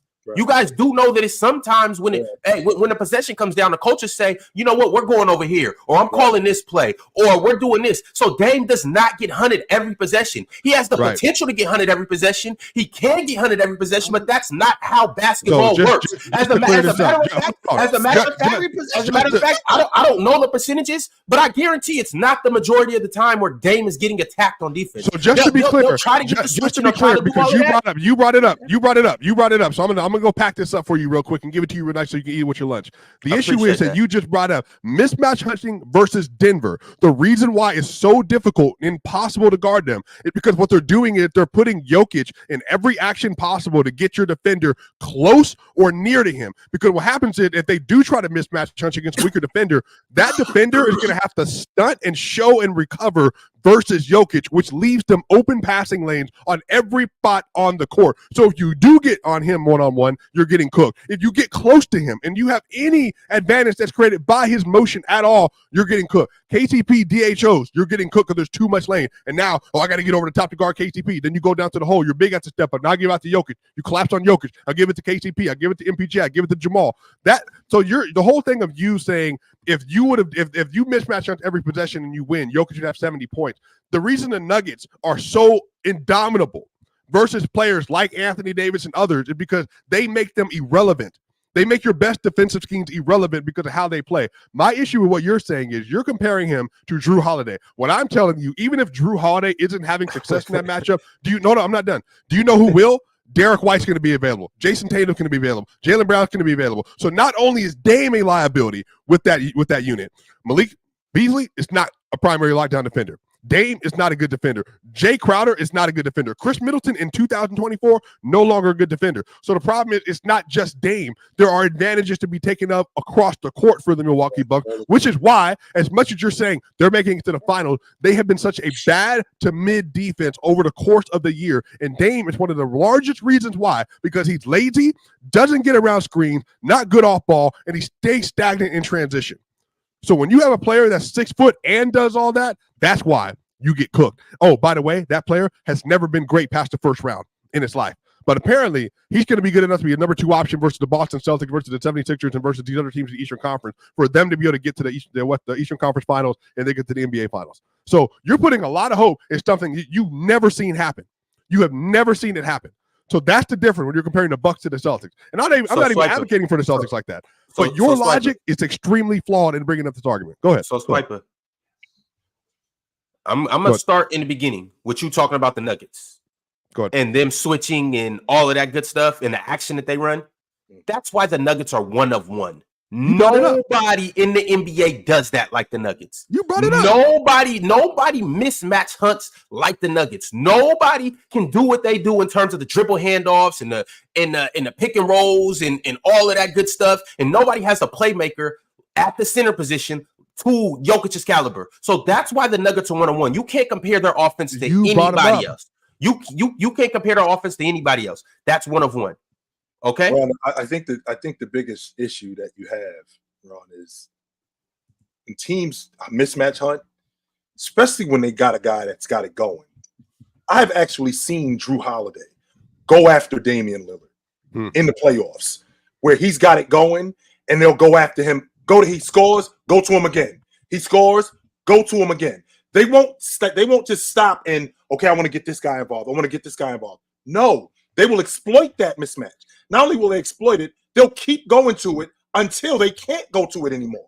Chill, that's not true, though. If that's the case, every time somebody played the Bucks, they would be getting career highs. If that was the case, every time guards played the Portland Trailblazers, we would be hearing night after night, oh, another guard had a career high. This, and this. It's a season high. That's not true. Like, yes, you would try to.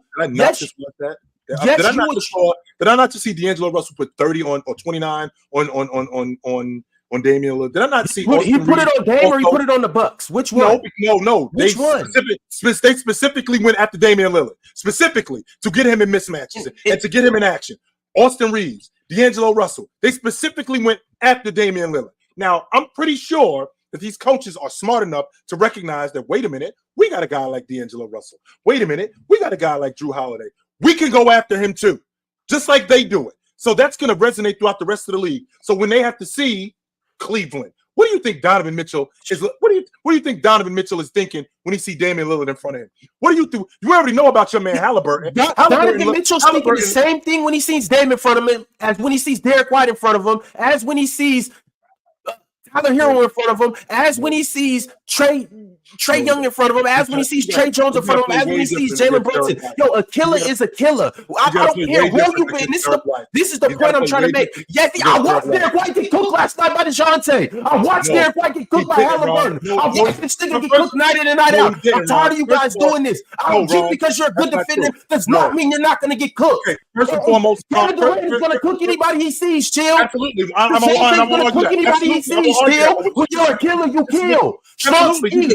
Sharks smell blood and eat. And I will argue that. When you're a killer, you're a killer. I don't care who you see in front of you. The Celtics get cooked by the Hawks the same way they'll get cooked by the Bucks. The same way they'll get cooked by Philly. The same way Jimmy Butler will come and stomp a mud hole in their ass like he did in 2020.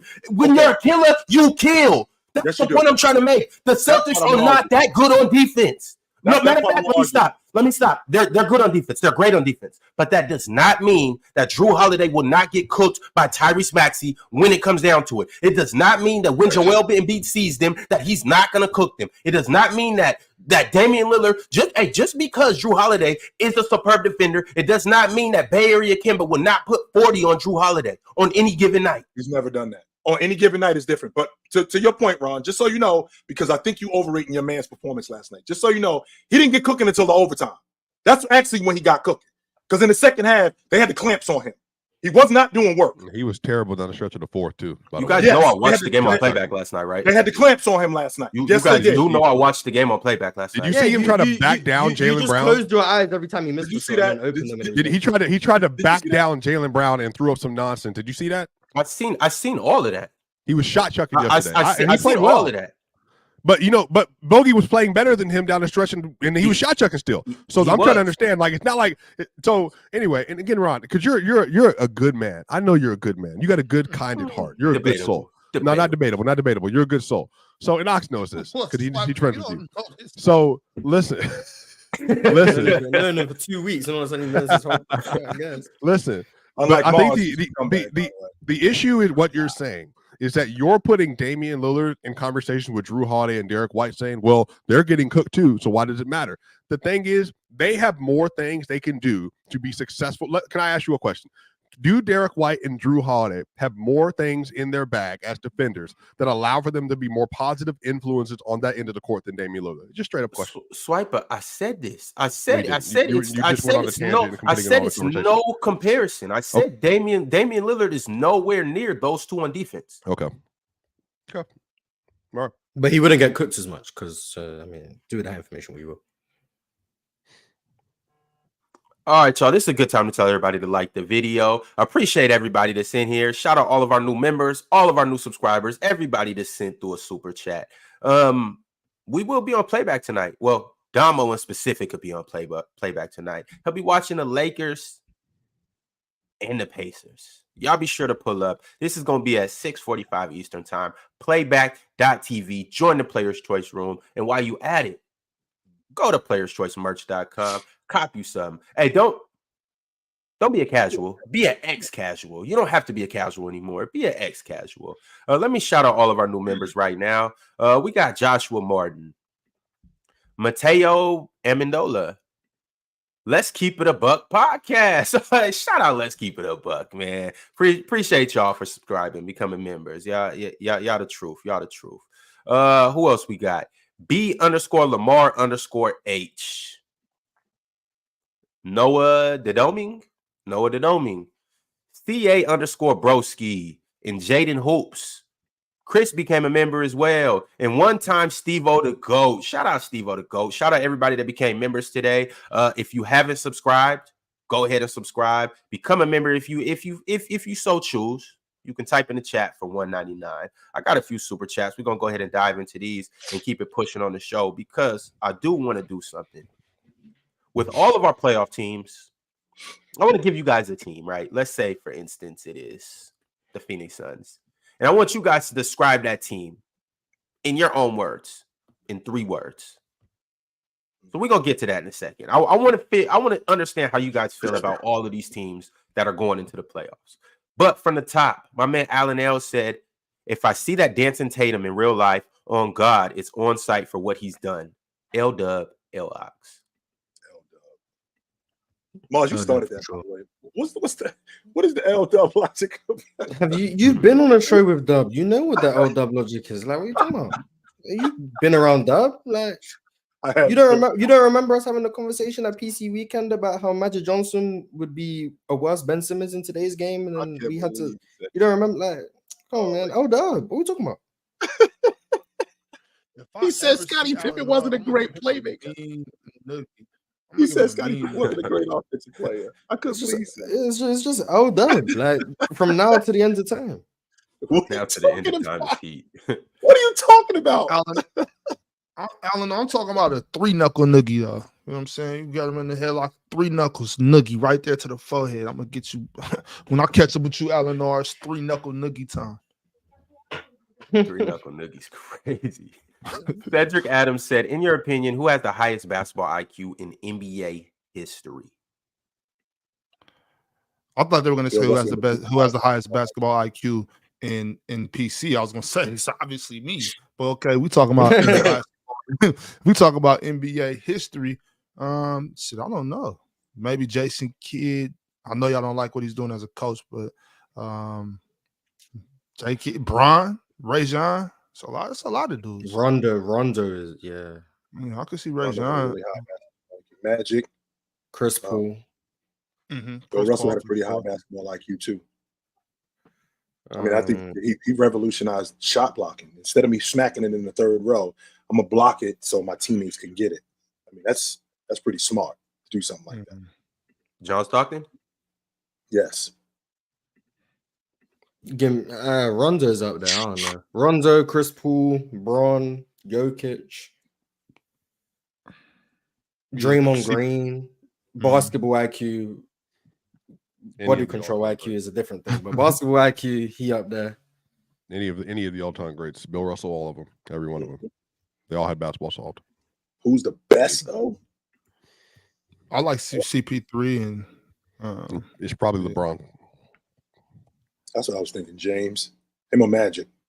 I wish there was a way we could know for sure. I'd take Chris Paul before Magic. No. Why are you taking Chris Paul What's the Chris Paul logic, Moss? I think it's cheating if I just say defensively. I think he was able to diagnose more plays quicker. Offensively in the half court, I think he's able to. In the half court, I think he controlled more aspects than Magic did, in my opinion. I think with the bat on the defensive end of the floor, you're talking about?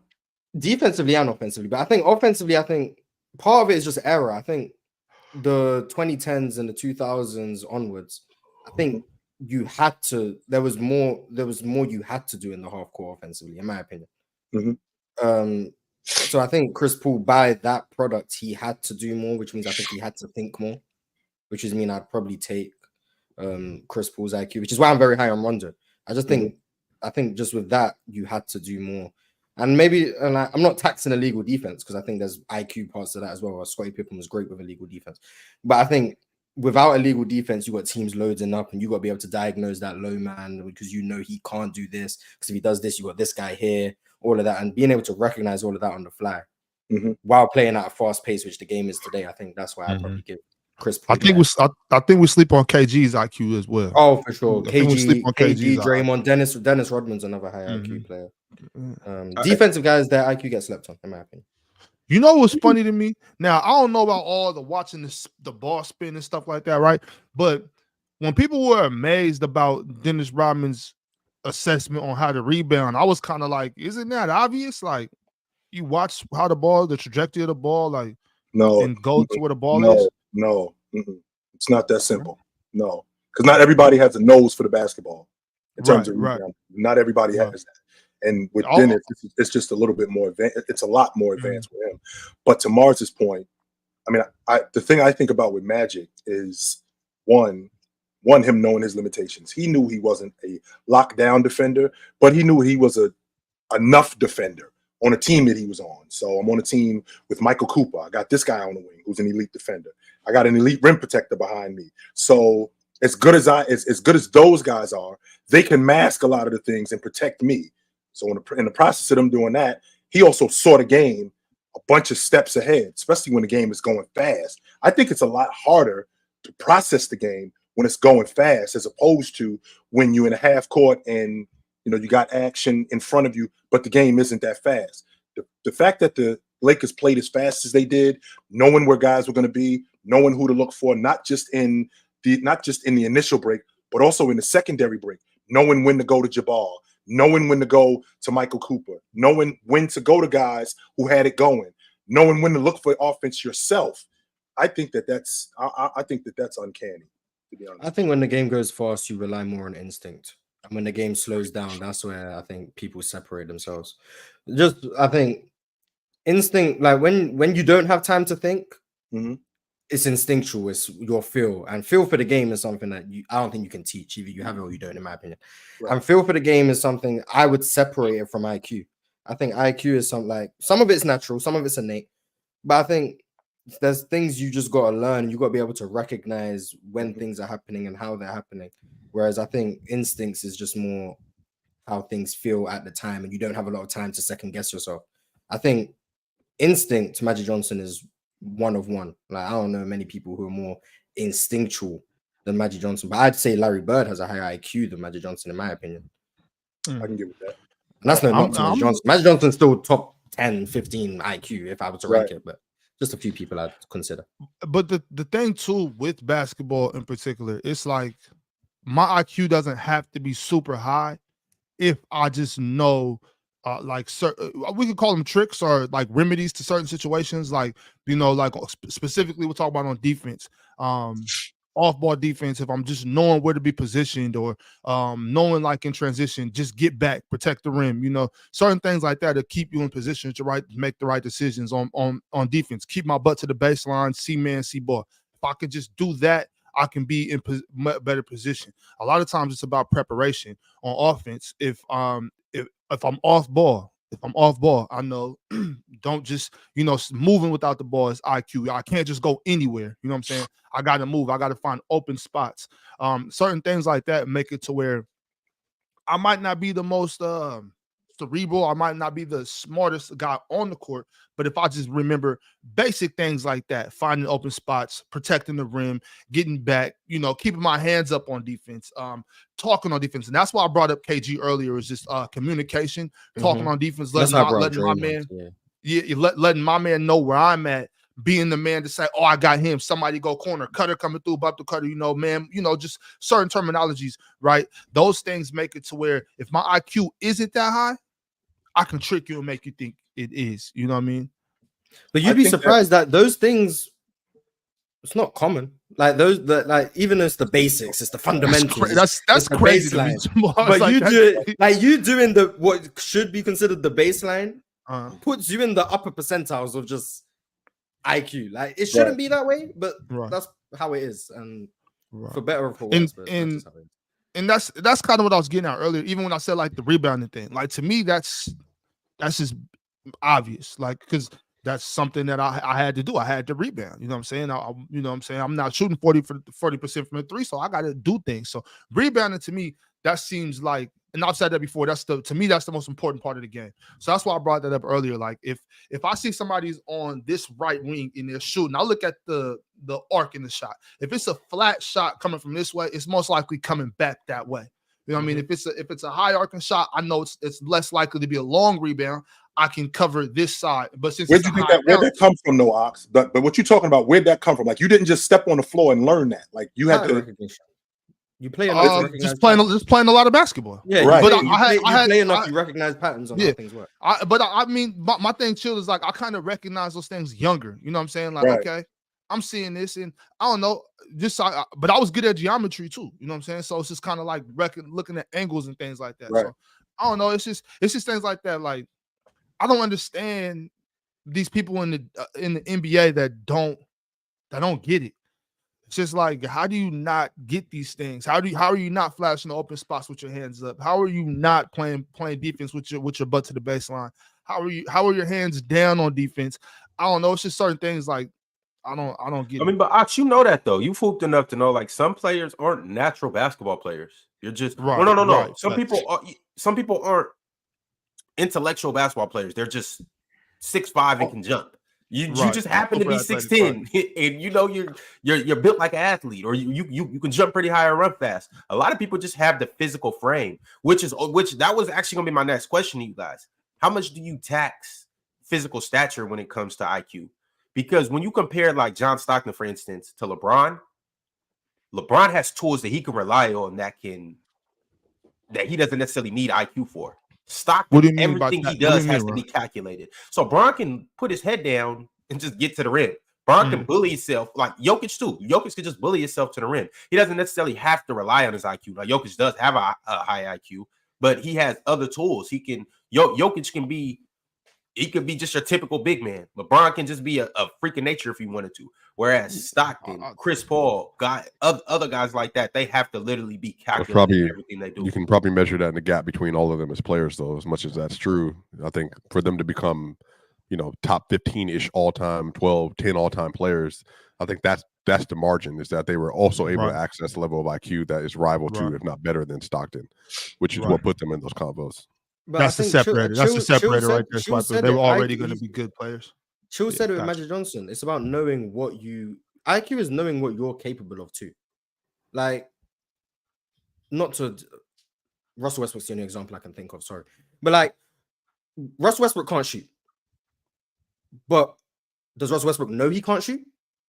So he starts taking 27-foot threes, where if he knew what he was capable of, he would take smarter shots. I think he knows he can't shoot. I think. Well, he knows now. I think now he knows. Like now, you can see he's a lot more selective. Russ in his prime thought he could do whatever he wanted. But like, I don't think he cared. He letting that thing. But knowing what you're capable of, or knowing what you can and can't do, is a clear sign of IQ. If you know you can't do something, especially like in a team sport where teams are gonna try and make you do what you don't want to do. If you can't shoot, teams are gonna try and make you shoot. If you give defenses what they want, like, oh, hey, we want LeBron James shooting jump shots in 07. Is if LeBron James just starts bailing you out shooting a bunch of jumpers, that's not high IQ. That's what we want. You're playing into our hands. Russell Westbrook, we want you shooting jumpers. Jason Kidd, we want you in transition. We want you pulling up for threes instead of finding Kenyon Martin or Kerry Kittles filling the lane. We want that. If you're playing into people's hands, that's an indicator of low IQ. Now, at times, there's some things you just have to do. You have to be a threat to score the ball. You have to be willing to take shots at certain times. I get it. But generally speaking, if you're doing things that either teams want you to do or that you aren't capable of doing, that's a sign of low IQ to me. And I think that's what makes certain guys stand out above the rest. Isn't it equally as important? Isn't it equally as important to know, for me to know my teammates' strength too, like to know my personnel? Mm-hmm. Yeah, I think it's equally as important to know my personnel. Like if you're driving and kicking to Ben Simmons in the corner, right? That's just bad basketball. Right. But then at the same time, Ben Simmons, why are you in the corner? Like it goes hand in hand. Like the IQ is like, it's not just one person. Like I've been seeing turnovers all the time where the guy who commits the turnover, I'm like, it's not his fault. Like I'm looking at the turnover, I'm like, you were meant to be there, and if you were there, that's not a turnover. So I can't blame. Like at some point, like your teammate wasn't there, so you probably shouldn't have thrown it. But your teammate should have been there, so your pass still would have been in the right target. Like I've seen Jokic many times. He throws the ball out of bounds, but I'm like, KCP was meant to lift to higher up in the corner right there. That's why he's meant to be. And Jokic is throwing it there, thinking KCP knows where he's meant to be. Now, sometimes like, well, why are you throwing no-look passes? But like, when you understand the game enough and you understand where everyone's meant to be on the court, you kind of have the trust in your teammates that they should be where they're supposed to be. So I feel like turnovers, like not all of them are created equal in terms of who's at fault for the turnovers. Like I see that a lot. I think Giannis got one a couple of days ago. I was like, Dame was meant to drop to the corner right there, and he didn't. And Giannis threw it out of bounds on a drive. I'm like, that's Dame's fault. But yeah, you got to know you got to know your personnel. Like I had to learn that kind of like lightweight. I don't know, the hard way, kind of just with having a dope point guard. Shout out to Savante Burrell. Like I've had a situation when we run in the floor and he gives it to me when we're running in transition, and Ron, stop it. I get, but instead I just hit it right back to him, and he like, and even though he made the layup or whatever, he's like, bro, don't give me the ball back. Like, what are you doing? This is not what we're here for. You're trying to do my job. You know what I'm saying? Let me do this. I'll pass the ball. You finish the layup. It's like, why would you give it to me? I'm 5'10". You know what I'm saying? You giving me the ball back when we're under the rim. Like, that doesn't make no sense. You know what I'm saying? Let me, like, gotta know. Sometimes people are just out there just playing robot ball. You know what I mean? Instead of paying attention to who's in what spot. Right. You got to figure it out. Yo, Damo, what's going on? Yesterday was a horrible day. Also a great day. That's why I came past to chill. You want to talk about it, bro? It's champagne problems, man. It's like I go out and I tell everybody Grant Nelson is a dog. Go watch him. Go peep him. Grant Nelson is gonna be a killer. And then he go and kill my Tar Heels, man. Like, how do I go on like this? This is crazy. Get the but on the plus side, you were right. But at the same time, at what cost? At what cost? What cost? Like, this is supposed to be our year. At what cost is it to be right? Like, other than that, I'm great. Didn't y'all win the championship 2 years ago? We won it every year. Okay, so y'all won the championship. They don't get complacent. They won it. Excuse me. Excuse me. So you won a championship 2 years ago. I believe you lose to North Carolina. They hit a buzzer beater. You win the championship the next year after that. I'm sorry, Damo. You can't have all the girls in the school. You can't have every car on the lot. I'm sorry, This a Damo. Laker fan. He a Laker fan. That's the Laker in you. That's not the Laker in me. That's not the Laker in me. That is the Tar Heel fan in me that was born in Duke Hospital, and year in, year out, it don't matter what you did last year. When you battling in a rivalry with Duke, it's about what you do next. And if we don't win, they win. And if they don't win, we win. But at the end of the day, we need to win. Like, what if both of y'all lose? It don't really.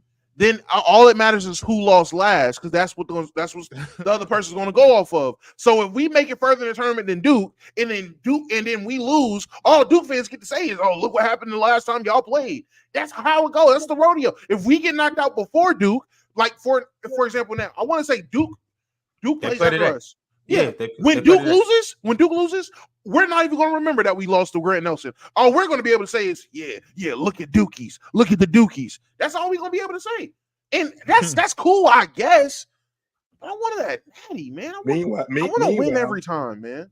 Meanwhile, if Duke ends up in the Final Four this year, that's not good. And you know what I'm going to say? What happened the last time they seen us?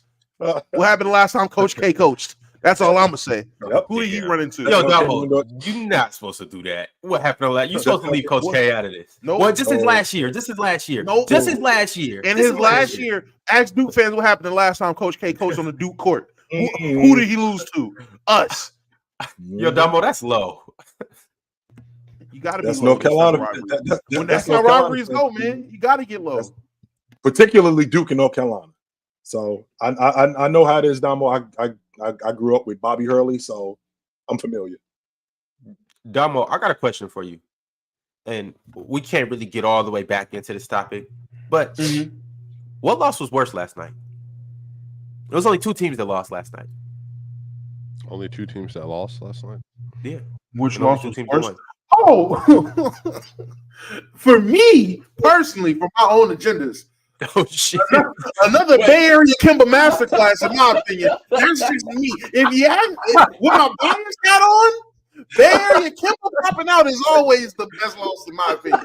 But to be honest, I watched that into the Celtics game, and I called the OT. I called the 4 shot to go. Well, the shot to tie it that ended up sending them to OT after Tatum misses. I called the shot to tie it. I called Tatum's miss, and then I called the DeJounte game winner. So I was on fire that game. That game was amazing. The Hawks might be a mid team, but boy, oh boy, you can't say they're not fun to watch.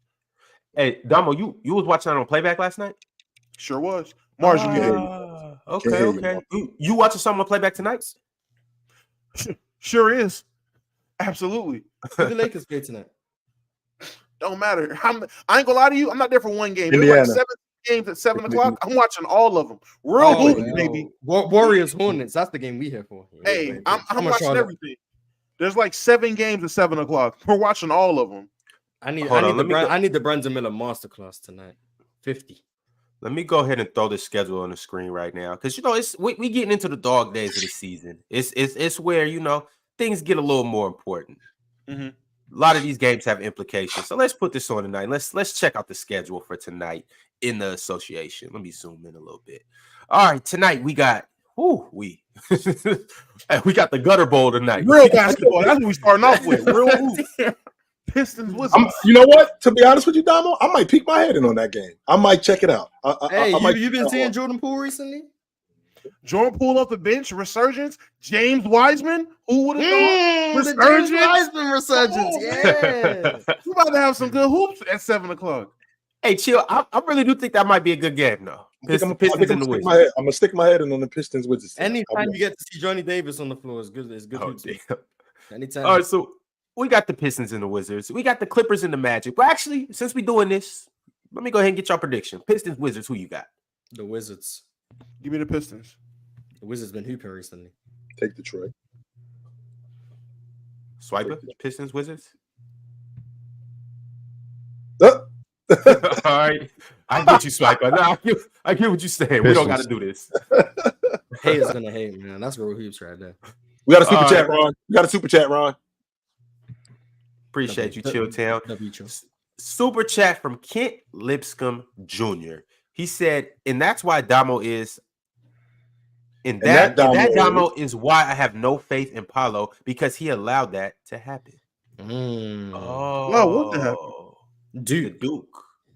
Oh. Okay. Wait, was that was Paulo's year? Yeah. 22. Yeah. Yeah, it was Paulo's It was. year.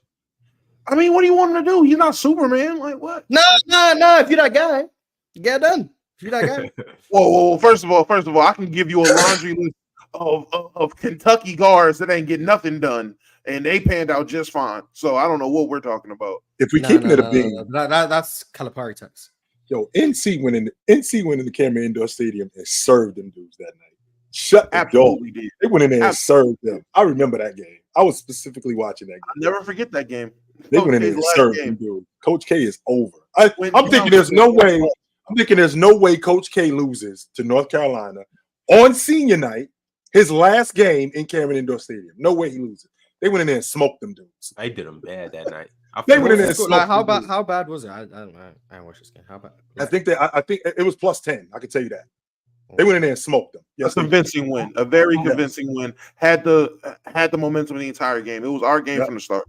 As an Arsenal fan, I remember when it was Arsene Wenger's, our manager, 1000th game in charge. We got smoked by Chelsea 6-0. Damn. I cried. It was a sad day, man. That was disgusting. Sad times. The next game I got on the slate for you guys tonight is the Clippers in the Magic. Who y'all taking in this game? Be done with Florida. I got the Clippers. Give me Orlando, man. I'm taking the Magic. The Clippers have been garbage. Just so you know, Mars, they've only won 2 games since the All-Star. Oh, I know. I think Dallas are getting that 4 seed. Well, 5 seed, because no one's going to get it. I think Dallas going to catch them. Just not tonight, because they're going to lose tonight. They're going to win tonight, because I'm done with Florida.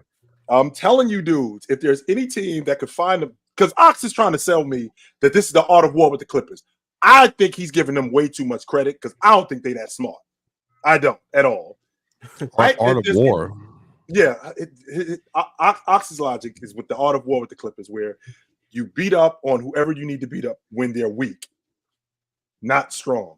And Ox is thinking with the art of war that you can play at this 4 spot, but then move down so you can avoid New Orleans and let somebody else deal with it. Meanwhile, I'm looking at the Clippers and how they've been playing and the turmoil that's going on because it's such the Clippers. I'm thinking to myself, this is the one team that can end up in the play-in tournament and get bounced. That can happen with the Clippers. Ox just doesn't want to be wrong about the Clippers. Ox just doesn't want to be wrong about the Clippers because I think if he's watching them, I think he'd be 2.5 games out of the 7. I don't think they're going to suck enough to make it all the way down to the play-in. But since Ox isn't here, I think I could speak for him right quick. He said something like, "Be weak, not strong. Be slow, not swift. Be small, not big." Something like that. That's when close, appear far away. When far away, appear close. Yeah. The art of there you go. Yeah. Get the Clippers off my team. Man, they were the 1 seed for what, like 2 seconds, like a night, and now they're 5.5 games back at first. The West is crazy. Oh, I was just saying, I'm picking Orlando. Paulo masterclass incoming. He hears the naysay. He needs to, because what he did against the Warriors was unforgivable. I'm never gonna forgive him. Oh, so, Marks, 3 years from now, you gonna bring that game up? Nah. You see how I used to hate Brandon Ingram because he had that one game I think against Kentucky where he went like 2 for 11, and I was just hating on Brandon Ingram for like the first 6 years of his career. Mm-hmm. Paulo got that now. I need him to win one game. He can't win. Nah, we done with Paulo. These Duke forwards, man, they have to get hated for 6 years minimum. Swiper. Who would you say you taking out of the Clippers and the Magic tonight? Man, Magic they've been cooking. I'm saying they lost 2 in a row though. They're trying to catch that. I think it's going to be the Magic because they're trying to catch that 4 seed to get home court. All right, the next game we got at 7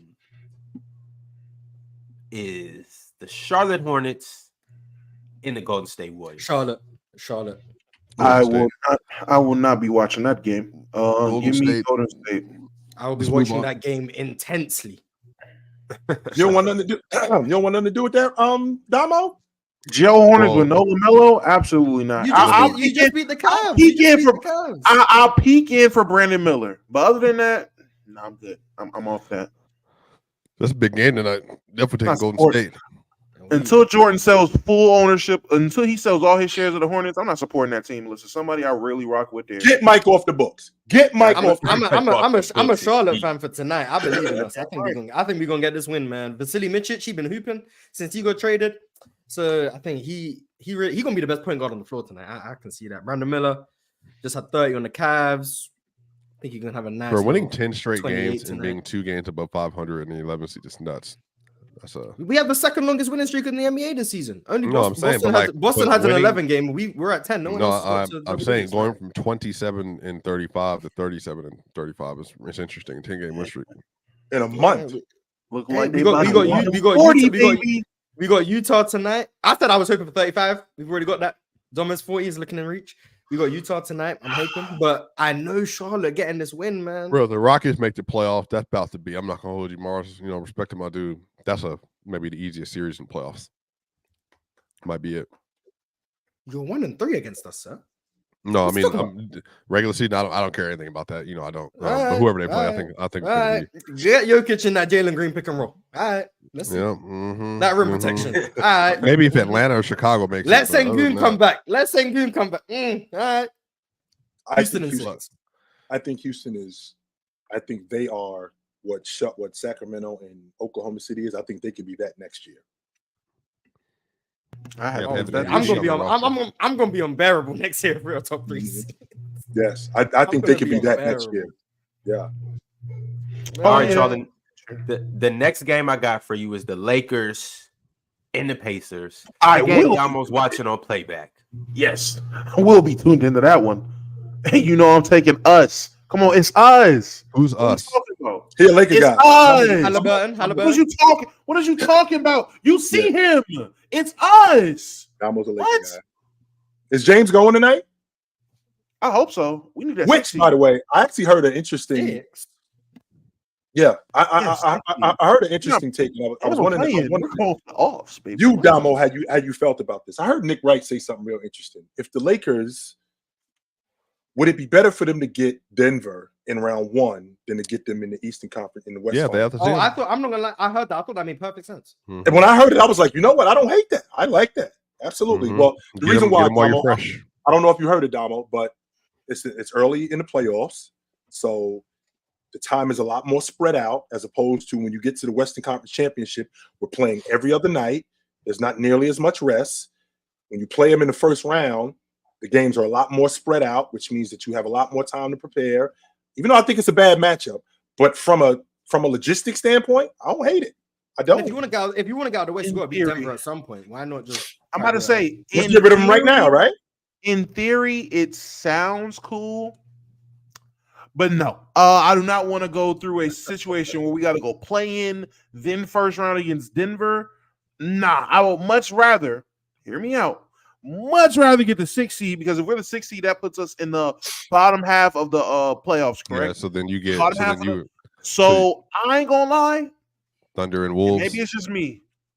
I would much rather I'd much rather be on the opposite side of them niggas, and hopefully somebody can take them out before they get to us. I would much rather let someone else handle the business. Yeah, let someone else handle them, and then hey, we there. I can't say realistically. Oh yeah, I might as well get them out of the way on the first round, because if we can't beat them, no, because that's not the agenda that's going to get pushed in the offseason that I got to deal with. I don't have to hear people say, I mean, well, it was Denver in the first round. All I'm gonna hear is year 21, another first round exit. Must be Bron. Can't be my GOAT. AD, he's soft. First round exit. That's all you're gonna hear. It's a first round exit. No one's gonna care who that was. It's a first round exit. So no, I would much rather us get 6 seed, us battle whoever we gotta battle and get to the Western Conference Finals, because I'm not gonna lie, barring 2 teams I'm genuinely nervous about, one being the Nuggets, the other being Ox's team. Other than that, I like our chances with anybody in the West. And out east, all the niggas is fake. So I'm not worried about it. If the Nuggets got to play like the Warriors and then the Pelicans and then the Lakers on the way to the finals, bro, honestly, that would like all that stuff about the Western Conference being more difficult this year be out the door. Because I think the Thunder and the Wolves would be easily the best probably teams they would play against. But I think the Lakers, man, I don't know. Lakers should feel confident. Y'all should feel confident, man. If they see anybody in the playoffs this year, they should feel confident. That's a fact. Hey, let Darvin Ham make the conference finals both years as a coach. Yeah, Darvin Ham. Especially as a playing team, Mars. He getting a 4-year deal. Yeah, let him. A 4-year deal. He getting a 4-year deal. Let him do that. Rightfully so. Rightfully so. If you do that, get used to him, Damo. That terrorist tag got to get more. That terrorist tag. No, the hell it won't. No, the hell it won't. No, the hell it won't. You make 2 Western Conference Finals. Hey, what a leader LeBron is. Am I right? No. What a leader. Imagine how great the mind of LeBron got to be if Darvin Scam made 2 Western Conference Finals as a head coach. Imagine how great of a concierge or whatever the hell Phil Hardy is, Phil Handy. Imagine how great that guy got to be for the players if Darvin Scam's making 2 conference finals. Man, there's got to be some. Rob Pelinka might be the GOAT if Darvin Scam is making 2 conference finals. Damo, all I'm gonna say is maybe those pockets are a little deeper than you giving him credit for. Maybe when his hands are in his pockets, he's reaching deep down in there to grab something and pull it out. Maybe he got a lot in his pockets. Let me ask, because he has a podcast now and he's been there. Have we heard Udonis Haslem at any point so far on his podcast question decisions from Eric Spoelstra throughout his career? Has he ever went on there and addressed the time where he had to be pulled to the side and question what the hell is going on with the shit? I heard Michael Beasley question it. And I also heard Michael. Yeah, and let's not talk about what else I heard Michael Beasley getting into. All I'm saying is, when it comes to other, did Jason Tatum have to step aside and Joe Mazzulla? Can someone let Brad Stevens or Joe Mazzulla or Ime Udoka? Can you let them know that Joe I can X, Y, and Z on the court? Joe gets questioned all the time. By the best player on the team. Why you Udonis Haslem then? Huh? Why you asking Udonis Haslem question? No. Because Udonis Haslem is the leader of the team. No, he's not. I was saying, because he has a pod, he has more of an opportunity to speak on it. I wasn't saying, have we seen Jimmy Butler step aside and be caught questioning the he almost got in a fight with him on the court. Jimmy Butler didn't even fought with him. Yeah. That was a heated moment. That's a bad agenda. That's more important. It's not failing. Again, the point I'm making is I have witnessed multiple Lakers, especially LeBron James, since day one of the season. Ain't LeBron question what the. He didn't question Spo. He questioned everything. Tried to get him fired and everything. He questioned Pat Riley. He questioned everything. No. LeBron questioned everything. That's different. He questions everything. So of course he questions everything. D'Lo questions it. This is more of a player problem than a coach problem. Question everything. This is why the Lakers fan base, bro. They're always questioning this. They never can give Darvin Ham credit. Nothing he does. I gave Frank Vogel credit. I still don't think we should give Frank Vogel. I was fine with Frank Vogel. Never complained about him once. This is my biggest thing, Damo. If I'm a coach, it's off season, and I'm explaining to the GM, to the presidents, to Jeannie Buss, to everybody. I'm explaining to them, this is my coaching philosophy. I know you obviously you hired me for a reason, so you agree with my coaching philosophy. These are the players I need in order for me to fulfill what you want me to fulfill with my playing philosophy. I need players that play this. I need players that do that. And then you go and give me Torian Prince, Gabe Vincent, Christian Wood, and what's the big fella? They won in the offseason. So I'm saying, and that's what I was saying. Swipe it. Oh, we won. Oh my God, look who we got. You got Torian Prince and Gabe Vincent. I'm saying, is this a Darvin Ham problem? He has and on top of that, their duo him the players he wants. And their duo ox. Everybody keep bringing this up, and people didn't like when you bring this up. But if you look at the duos in the NBA. If you look at the duos in between LeBron and AD, they also have been underperforming as a duo. So that's also it too. Like they have not been as good as need be. Good for you. So that's the thing. You can look at both of them and say that, if they were better, then they would be in a different situation. But LeBron's 39 years old. You can't expect him to do everything every day. So I don't tell you, bro. And then they won the. Don't know what I do has to do with what I was talking about with the coaching. All the stuff they made. You made plenty of adjustments. You beat the Boston Celtics, as Ron was talking about earlier. We beat the Boston Celtics with no LeBron and no AD, fully healthy. Everybody's questioning the Celtics instead of giving Darvin Ham credit. That's what I'm trying to understand. Why does this feel like deja vu? I'm getting put on the big screen with a nigga that's just talking to talk. Why does this feel like deja vu? Deja vu. Anyway, like I was saying, I've known you for over a year now. You have yet to be right with the take versus me, bro. Again, I'm put on a big screen with somebody. Lakers are gonna win in 6. This is ironic. Lakers are gonna win in 6. Jokic pick and roll. Did you see what Thomas Bryant did to him? 4-0. Why do I feel like I've been here before? 4-0. Oh my God, this feels 4-0. Anyway, did you see what Thomas Bryant did? 21-10 versus Denver. They're gonna win 6-4-2. I'm not being allowed to talk. This definitely feels like deja vu. Damo, finish your point, and then we got to get back to these games. I need predictions. But go ahead, Damo. Go ahead. Again, I hate when people bring up other niggas' talking points when it comes to the Lakers to try to make it seem like, oh, that's what we all think. I can only speak for me. When we talked about the offseason moves, I was like, yes, I did enjoy some of the moves. I did like getting Christian Wood. I was definitely skeptical on Gabe Vincent. But if we gonna sit here and act like I wasn't the first nigga to say Torian Prince was a terrorist before we got him, because the dreads, I was the one that said, "Hey, I don't know about y'all, like that. but the Torian Prince move, I do not like this at all." And I was adamant on there from the jump. So I get it. Other people might have said some off the rail things. Oh, we won, graded it an A or whatever. I damn sure gave us a C. C plus, if anything. I liked a couple of the pieces. I did not like. I like Jackson Hayes. Me and Mars went back and forth on that. I like Christian Wood. Me and Mars went back and forth on that. I was questionable about Gabe Vincent because I wasn't sure about his defense, but I was like, hey, let's be skeptical. And with Torian Prince, I was like, that was a horrible move because he's going to forget how to play basketball when he puts a Laker jersey on. Just like every one player we get every other year. What do you mean it doesn't make any sense? You just gonna forget how to play basketball because he put a Lakers jersey on? Yo, we got it. We got to move on, yo. We got to move on. He's in the wrong role. It's the actual issue. I hate this nigga, bro. What's going on, Will? How you literally love me. You don't hate me. You do not hate me. I hate this nigga, bro. You don't. Will, what's up, man? What's the word today? What's going on, guys? Chill, Will. Hello. Will, you got any agendas at the moment that need to be pushed? Anything you need to get off your chest? Anything you want to say to the masses or anybody up here?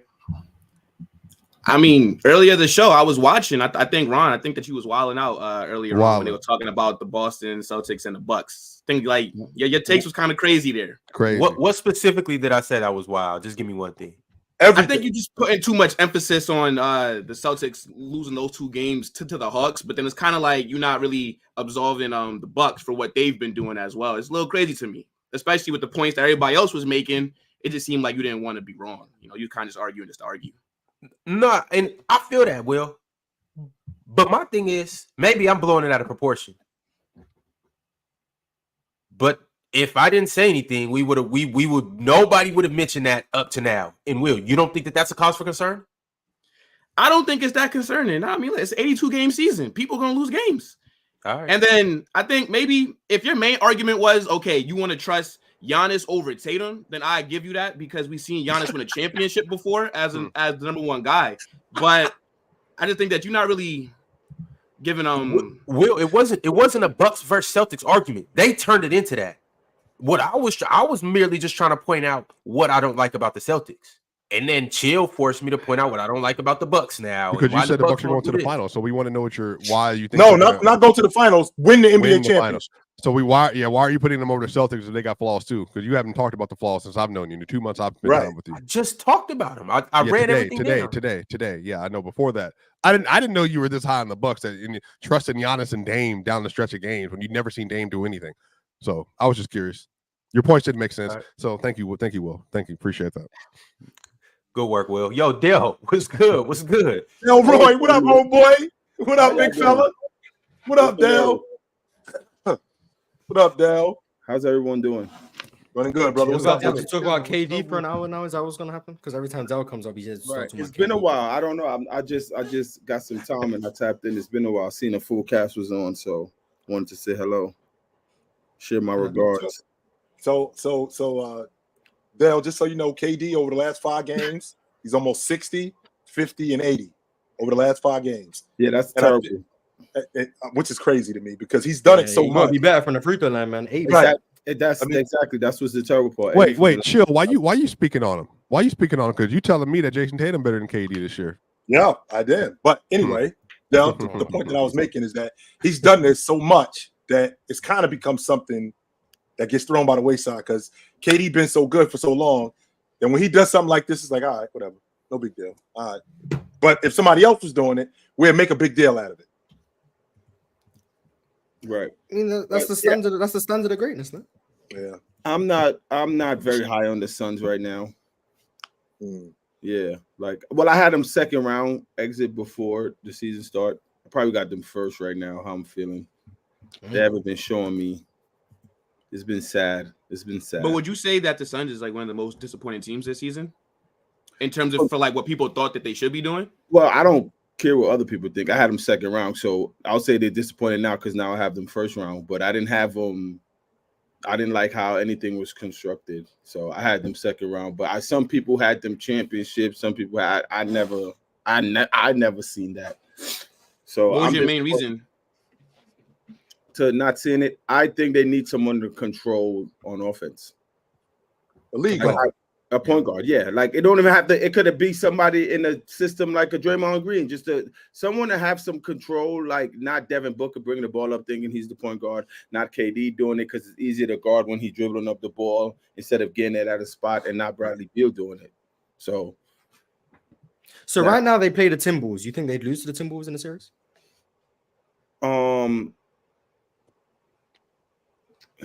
That's hard. You know what I'm saying? That's a very hard. But how Ant been playing, how what's the name been playing? If I got them out first round, I'll have to say they'll probably lose to the Timberwolves right now. Their inconsistency is like annoying to me.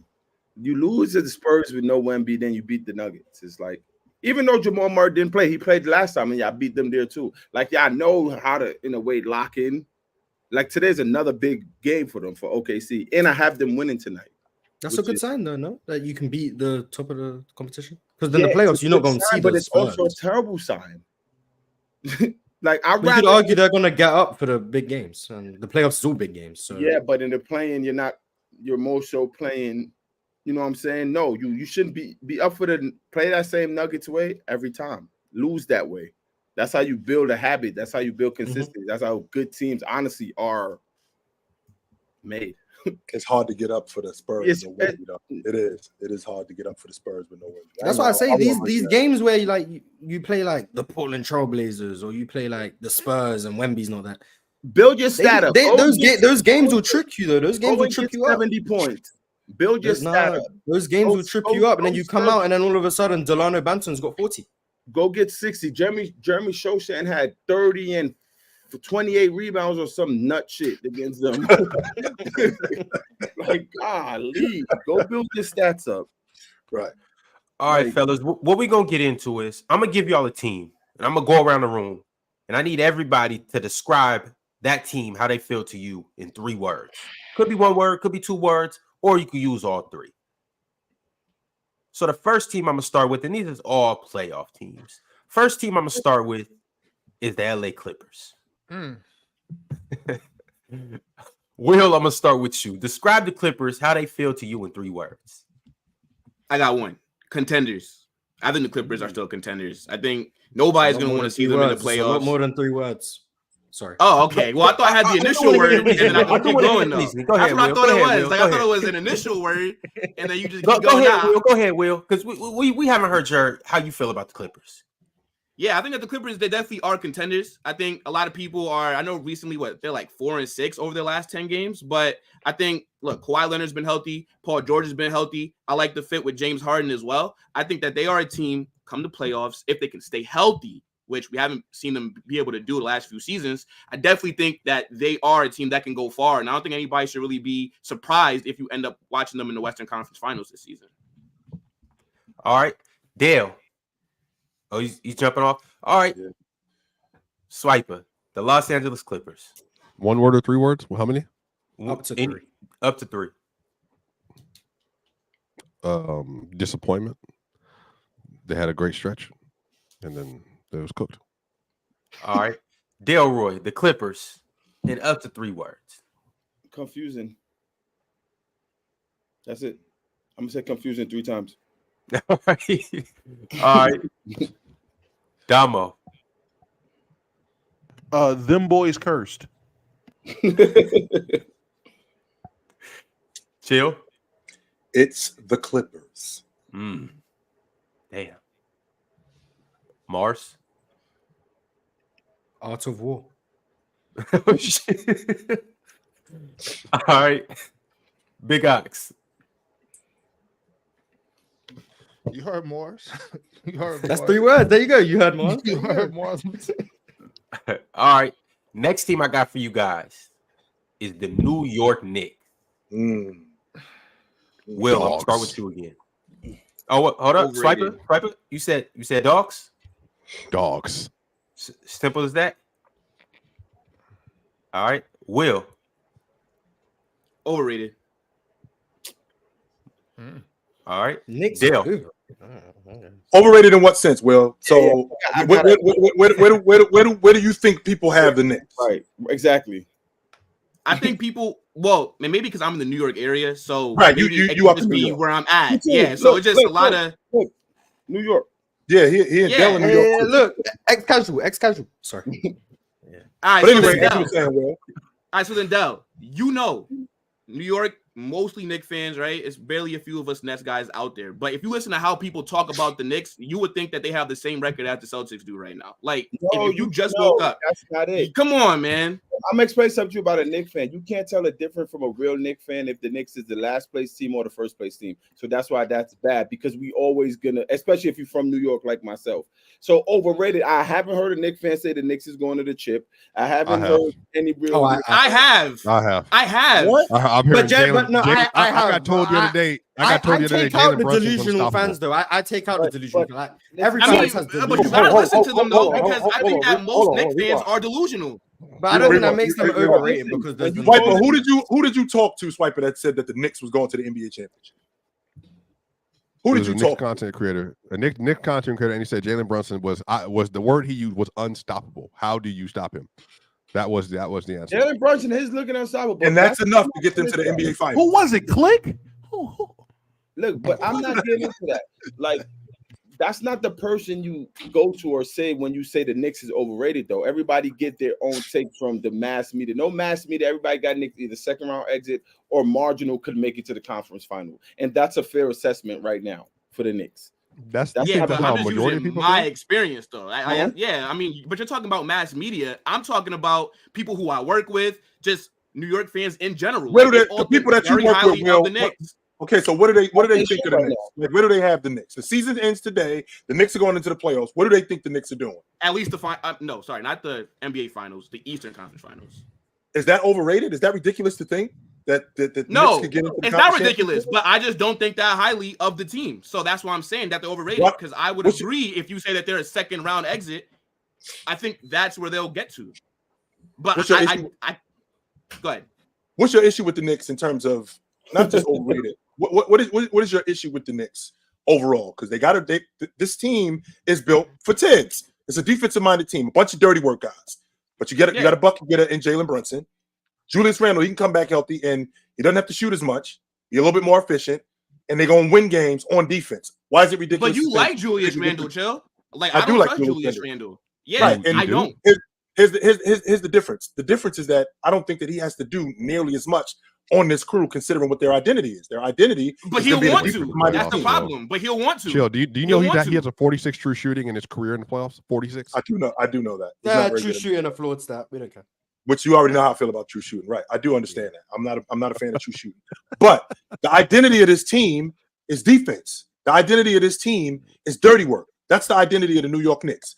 This is not a team that's going to run the score up. They're going to get 125, 130 from them. No, you're not going to get that. So if a guy like Julius Randle buys into that, which I think he would, where I don't think he will.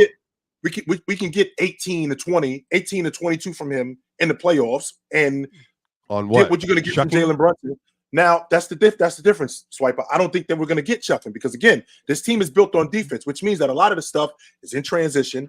One stop, it's in transition. One shot from the offense. A lot of secondary break stuff for this New York Knicks team. It's not a lot of ISO, which is what Julius Randle used to play at. But this New York Knicks team, they don't have to do that with him, and I think that he could buy into that. All right, I still need everybody's word. So I got Will said overrated. Swiper, what'd you say again? You said dogs? Mm-hmm. Delroy, how are you going to describe the Knicks? Let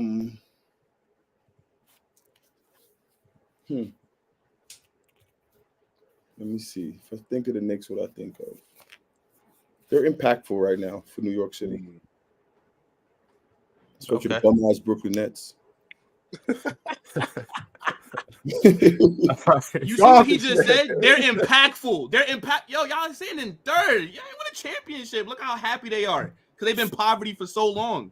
So wait, let me ask you a question. So you only Will, I don't want to hear nothing from you, Will. First of all, y'all stole our team. Let's start there. Y'all stole our team. Okay, that's number one. Number two, it was the biggest failure with KD, Kyrie Irving, and James Harden. So I don't want to hear nothing out of you. So what? But we tried. What have the Knicks done? Last 20 years. Let me ask you a question. haven't You tried got to a do single anything. first-round What pick, are you Will. talking Let me ask you a about? question. Hold on. Okay, but what I'm saying Is this is, how is this would how you it rather is your to be a Clippers franchise fan go arguing for against it, the Lakers? or would you How rather your far franchise did- be like the Knicks and just Wait. try to rebuild over 20 plus years? Wait, The You Knicks gotta are in a take better chances. situation than the Nets are, though. let me by ask you a far. question. How did the Brooklyn Nets with KD, James, and them try, and the Knicks didn't try last year, losing the second round? If that's the farthest both team has gone. Because what I'm saying is that the Nets have shown more ambition than what the Knicks have. The Nets have made more moves to try to bring a championship back to New York. And have Like what the Knicks been doing. ruined the franchise. The Brooklyn No, Nets. I understand it. It's sad when you're clearly the more inferior team in the league. The Brooklyn Nets. But hindsight is 2020. Literally, Will, you built the Boston Celtics. You did. Your franchise built the Boston Celtics. Hold on. Go ahead, Dale. Brooklyn kid. So the moves you say what is the move? KD and Kyrie, they signed their free agency. Brooklyn had nothing to do with that. They just called, we're coming. Okay, That's a fact. That's not. That Okay. has nothing to do with, So what? Hold on, Okay, wait. but what star players have That has signed with the nothing- Knicks? Hold on, What wait. are you talking about? You said the I want to play Brooklyn for Nets. y'all. You was talking You have about to convince them to come up, but you got to convince Wait. them to join. Listen, they didn't Wasn't have Brooklyn the second option because they weren't going to because KD wasn't going to get the money he wanted from the Kyrie Knicks? Irving and No, they didn't he want said to nobody No, want to play for the he Knicks. just didn't want to play. He didn't want to play for the nobody Knicks. He wanna just didn't want to play play for the for the Knicks. It's a pile Kyrie of preferred franchise. Brooklyn. Kyrie preferred Listen, Brooklyn. Go ahead, Dale. That doesn't go with your point. Next, the only move y'all made was trading. We got James Harden, right? That's the move. Thank you, by the way. That's one. And then we got Ben Simmons. How is that looking? Yeah, it didn't work out. Like what are you talking about? Like So Will's we understand that. point is that they're trying. That's Will's No, point. we tried. We So the tried. Knicks What have the Knicks done to show But ambition? how are the Knicks not What have trying the with Knicks Leon done Rose to and show- worldwide? Oh, it's the big name. He don't see the Dante. Jalen Brunson is already a more successful. Leave him. Jalen Brunson's already a more successful signing than anything that the Nets have done in the last 5 to 6 years. Okay, Based but on then where Will- they are, they have their assets. They have their cap. They got one of the best players in the Eastern Conference, and they have a formidable roster. Donovan around Mitchell them. is coming. No, you don't need Donovan Mitchell. You don't need You Donovan. don't. Can we kill that Donovan Mitchell logic already? A with the 6'1" guard next to You don't Jalen need him. Brunson. No. Yes, you do. But you don't win championships Y'all ain't winning the without championship with that. superstars. And that's something that the Knicks don't have. They don't have a superstar. You What don't do win the Nets championships have? if you don't And have those something guys. the Nets don't have is a champion. Okay, yeah. Y'all okay, had that's multiple fine. superstars and it didn't work. I'm just confused on the fact of how we're going to sit here and try to criticize and say, oh my God, you want to really be in the shoes of a Knicks fan? Look what they've done. Nigga, what have y'all done? Everything y'all done failed. I would much rather, hold on. in the league. I would genuinely much watch my team suffer and probably make a bad draft decision than constantly trade away our future. Overpay for guys that don't work, can't be healthy, and can't play, or can't keep their mouth shut. Y'all or keep turned a down link Jalen out of Green their- and the Mikal Bridge deal? Like literally, the Knicks No, that's underpay crazy. That's Jalen crazy. Brunson. The Knicks underpay Jalen Brunson, get to the second round. Y'all overpay Kyrie, Kevin Durant. Y'all overspend for James Harden. Y'all overspend for all these other guys that are superstars, all-stars. And y'all just get to the second round. What are we doing? Okay, wait. Okay, hold on, wait. All right, hold on, Y'all wait. both So, died in the same okay, spot. wait. So The Nets here's are what I'm quite saying, Y'all right? fell off worst- quicker. Y'all The fell Nets off quicker have than the the Knicks. worst That's future in the crazy. NBA right now. Okay, Them in Chicago. I understand that. And we have the worst future. Okay, obviously that James Harden trade set us back. And with Swiper, you brought up about the Jalen Green, Mikal Bridges. Yeah, I think that was idiotic to not trade Mikal Bridges for Jalen Green and some first-round picks because I don't really understand who the front office believes Mikal Bridges is. But besides that point, what I'm saying is we have tried. The Knicks have not. Okay, you can say that right now. They have a good squad. How can't say is the the Knicks Knicks haven't not tried. They trying, having literally just as got much Jalen success Brunson. as the Nets trying? They literally got Okay, Jalen wait. Brunson, So in- Dante okay, wait. So in the DiVincenzo, trade- Isaiah Hartenstein. Those three players, these three in the last year and a half are better than Okay. anything that the Nets have done collectively. Better than anything the Nets have done. Just All those right, three. all right. Hold on, wait. So when the Nets signed KD, Kyrie, and got James Harden, were all you guys like up here saying that was a bad move and that it would not work out? Be honest. No, it was cool. I wasn't. I said it. I was a hater. I was like, this shit is Because- not going to work. okay. It's only one basketball. I don't know how. Are they going to stay healthy? Are they going to actually get the job done? And you know what the answer ended up being? No, they didn't get the job done. They Okay. couldn't stay healthy. Okay, well, hold on, wait a It minute. But let's couldn't talk work. about why. Okay, wait. But let's talk about why. If Kevin Durant didn't wear a size 50, that's a three-pointer. We beat You the knew Bucks. what size shoe he wore when you signed him. Okay, It fair is enough. But my- what I'm saying Hey, wait. is, And that what's was your a series saying? where What is James your Harden- saying? Hold on, wait a minute. Where James Harden was hurt, and then let's not act like New York putting in that COVID vaccine mandate where if you don't take the shot, then you cannot play home games, but traveling players can come in and play home games, did not also lead to us failing. Because Kyrie wasn't Now you taking about to blame the city for y'all niggas not doing your job? I'm Crazy. about Y'all about to blame no, the city of New York? Yeah. Blaming no. the CDC. Actually, yes. I am about to blame them because that was a stupid rule that held out one of the best players in the NBA from contributing to the squad. Next thing you know, players get frustrated. James Harden's frustrated. These guys are, so now they break up. But to sit there and act like the Nets being ambitious is the wrong move just because it did not work out is idiotic to me. You miss 100% of the shots you don't take. We went for it twice. They both failed, the two different eras, but we still went for it. The Knicks talking about why are you rebuilding saying for the the last Knicks 20 haven't years. done anything? Why are you But why are you saying saying the Knicks haven't done anything? tried though? That's what's blowing my mind. Because How are you saying the Knicks haven't tried. Okay, because in my life, since I can remember watching basketball, I don't ever remember the Knicks actually being a legit title contender. No, but you're saying they haven't tried. So No, I'm no, saying, no. Yeah, they You have weren't not gonna tried. try. We have not they tried got to Melo. win They got championships. Melo in 2010. So How Carmelo is and that not Amari trying? Stoudemire, they weren't trying. Carmelo and Amari Stoudemire, they weren't trying. Did anybody think that they were actual legit? What? No. You said try. No, but that's what You I said No, try, I Will. tried to be a contender. To me, again, as I said, there is not a time that I can remember the Knicks outside of maybe this season, which is why I guess all of them are acting like they've lost their mind. When have they been a legit threat? They have not.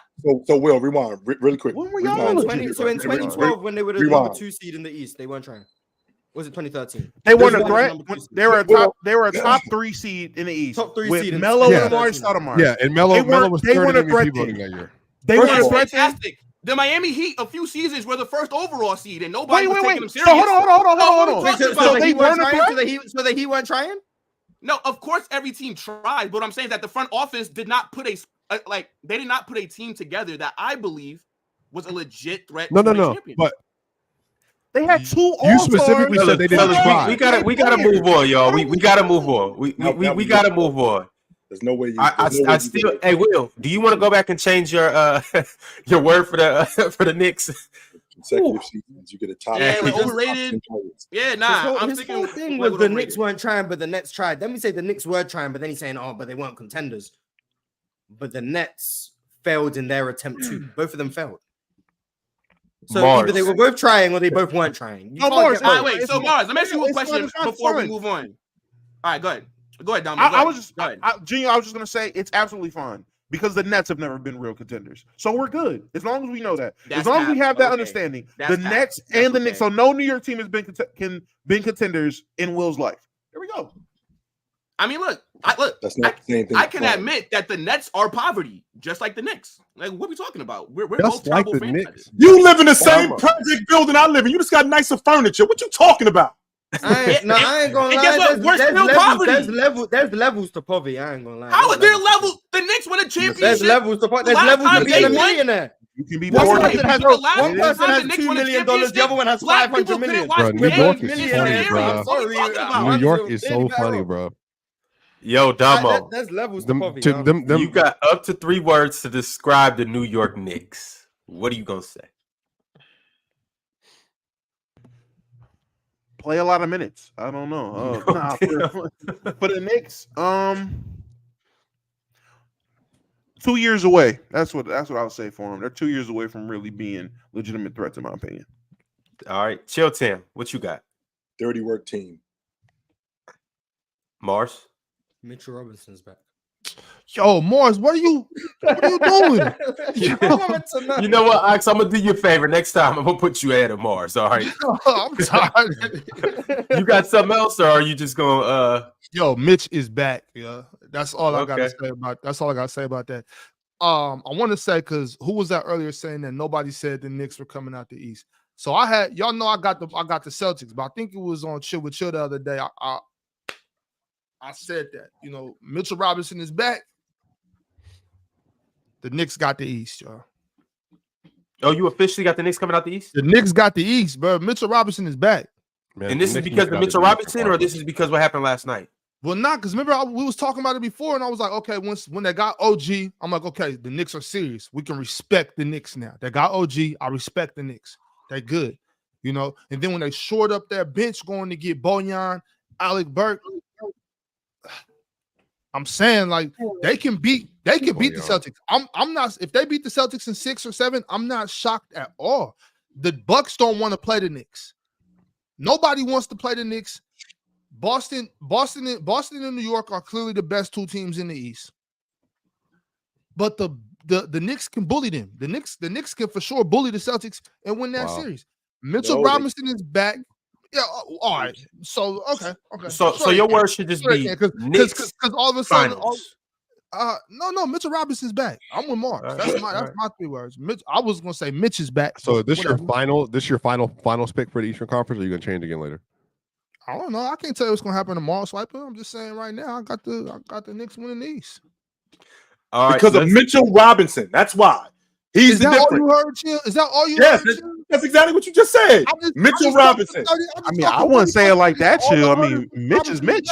I ain't fighting Mitchell Robinson, the best offensive rebounding big in the league. Sure. I said going to get OG, getting Bojan and Alex to show up that second unit, and Mitchell Robinson coming back being healthy. That's 4 whole. Is Julius Randle playing? I sure hope so. All right, I got whoever the Knicks are playing. All right, cool. I don't.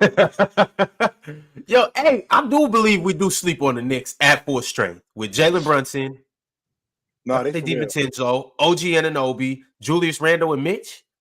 And then the guys they got coming off the bench, the Knicks is all right for real. Who's going to lead them? Who's going to lead? Who's going to be second on that team in shot attempts over the course of that playoff run, Ron? Probably be Julius. Not even probably. It's going to be Julius. Okay, I'm telling y'all, y'all gonna look at me funny like, oh, this swipe is not that bad. It's 48 true shooting. It's like, all right, cool. Yeah, I don't care about what his true shooting is.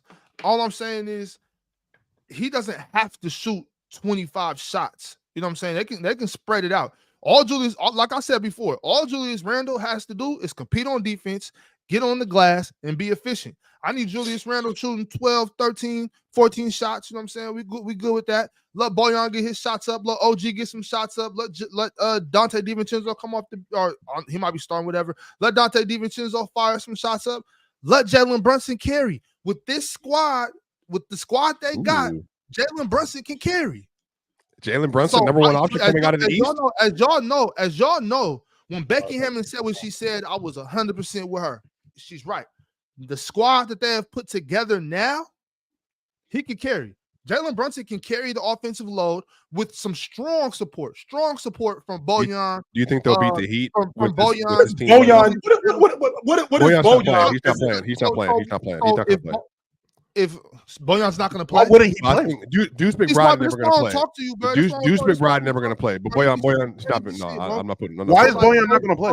So what I said, y'all are so quick to hear one thing and just disagree instead of listening to the. I'm listening to what you're saying in totality, big guy. You're talking about the totality of what I'm saying is that Jalen Brunson can carry the offensive load with some strong support from Julius Randle, Bojan Bogdanovic, OG Anunoby, Dante DiVincenzo. If those 4 can give him some strong support, meaning he can score his 28, whatever it is, and the rest of these guys, I need you, Julius, I need 16 from you. Dante, that's not strong support, Ox. That's not strong support. That is strong support. No, it isn't. Strong support. That's not. If these next 4 guys up, are each, if they're averaging about 16.5, 15 points a game from 4 guys, that's not strong support. Wow. Wait, so Ox. Well, I think the thing with right quick, Swiper. Go ahead, Will. Okay, Ox. I'm saying so you're betting on Jalen Brunson with average players to be able to come out the Eastern Conference. I mean, sure, you can try to throw that these average players. I'm talking about dominance. I'm talking about dominance down there in the paint with Mitch and Hartenstein. Let's relax. Let's relax. Like Mitchell Robinson ain't one of them. Like Isaiah Hartenstein isn't the best backup big that y'all have seen this year. Isaiah Hartenstein is doing his thing. Mitchell Robinson is doing his. Julius Randle. All the Knicks need from Julius Randle is 17 and 9. That's not enough. That's not what he is, though, bro. That's not what he is. He averaged that last year in the playoff on not so good efficiency. Team. This isn't the same team. All I said was Julius Randle needs to be more. If Julius Randle could just shoot less shots, not enough. Rebound and play defense. Hey, we'll see. Hey, y'all say it's not enough. I say it is. It's only one way to find out, and it's really close. But you picked him. You picked him. So whoever you lose to, they got a 6-foot guard that they're gonna hunt every possession. Who? How's that possible? That's okay. They got Josh Hart. He's a dog. And My bad. They got a 5'11" guard that gets hunted out every possession. Are you bitter from your Dame take earlier? That's why you're comparing him and Jalen Brunson. That's exactly what he's doing. Jalen Brunson is a much better defender than Damian Lillard, by the way. Just to be clear about this, and they have a much better team defense around Jalen Brunson. So, and he's a better offensive player probably in the playoffs again than Damian Lillard would be. So before you try to sneak this Jalen Brunson, you better stand up. Stand up and respect Jalen Brunson and stop trying to put him in Dame Lillard conversation. So what is it, Swiper? Are they like that or not? Because when say that, no, I don't. I think they're going to contend for the Eastern Conference Finals. I'm with you. I just don't think they're going to beat Boston or the Bucks. I think they'll bully Boston. How? What about Boston? What about Boston suggests that you don't got to be soft to get bullied. That's exactly what has to happen. I just see hard niggas get you don't got to be soft to get bullied. You just got to run into a real bully. I done seen plenty of tough. Are the Knicks a real bully? Yes, I think the Knicks, in terms of bully ball, are more of a bully than the Celtics. In the East, the Knicks play probably the best version of bully ball you possibly can in the East. The Heat, not better than Heat. Yes, better. No way, not with Bam, not with Bam. Respect Bam. Respect Bam. Why are you respect Bam? Robinson. That's what y'all need to do. Y'all need to respect Mr. Robinson. We gotta move on. The next team I got for you guys is the Dallas Mavericks. Will, can you describe the Dallas Mavericks in up to 3 words? And by the way, while Will's thinking, go ahead and slap that like button. Subscribe if you haven't, and shout out all of our new members. Slap that button, y'all. A threat. Okay. Swiper? The Mavericks? Yeah. Yes.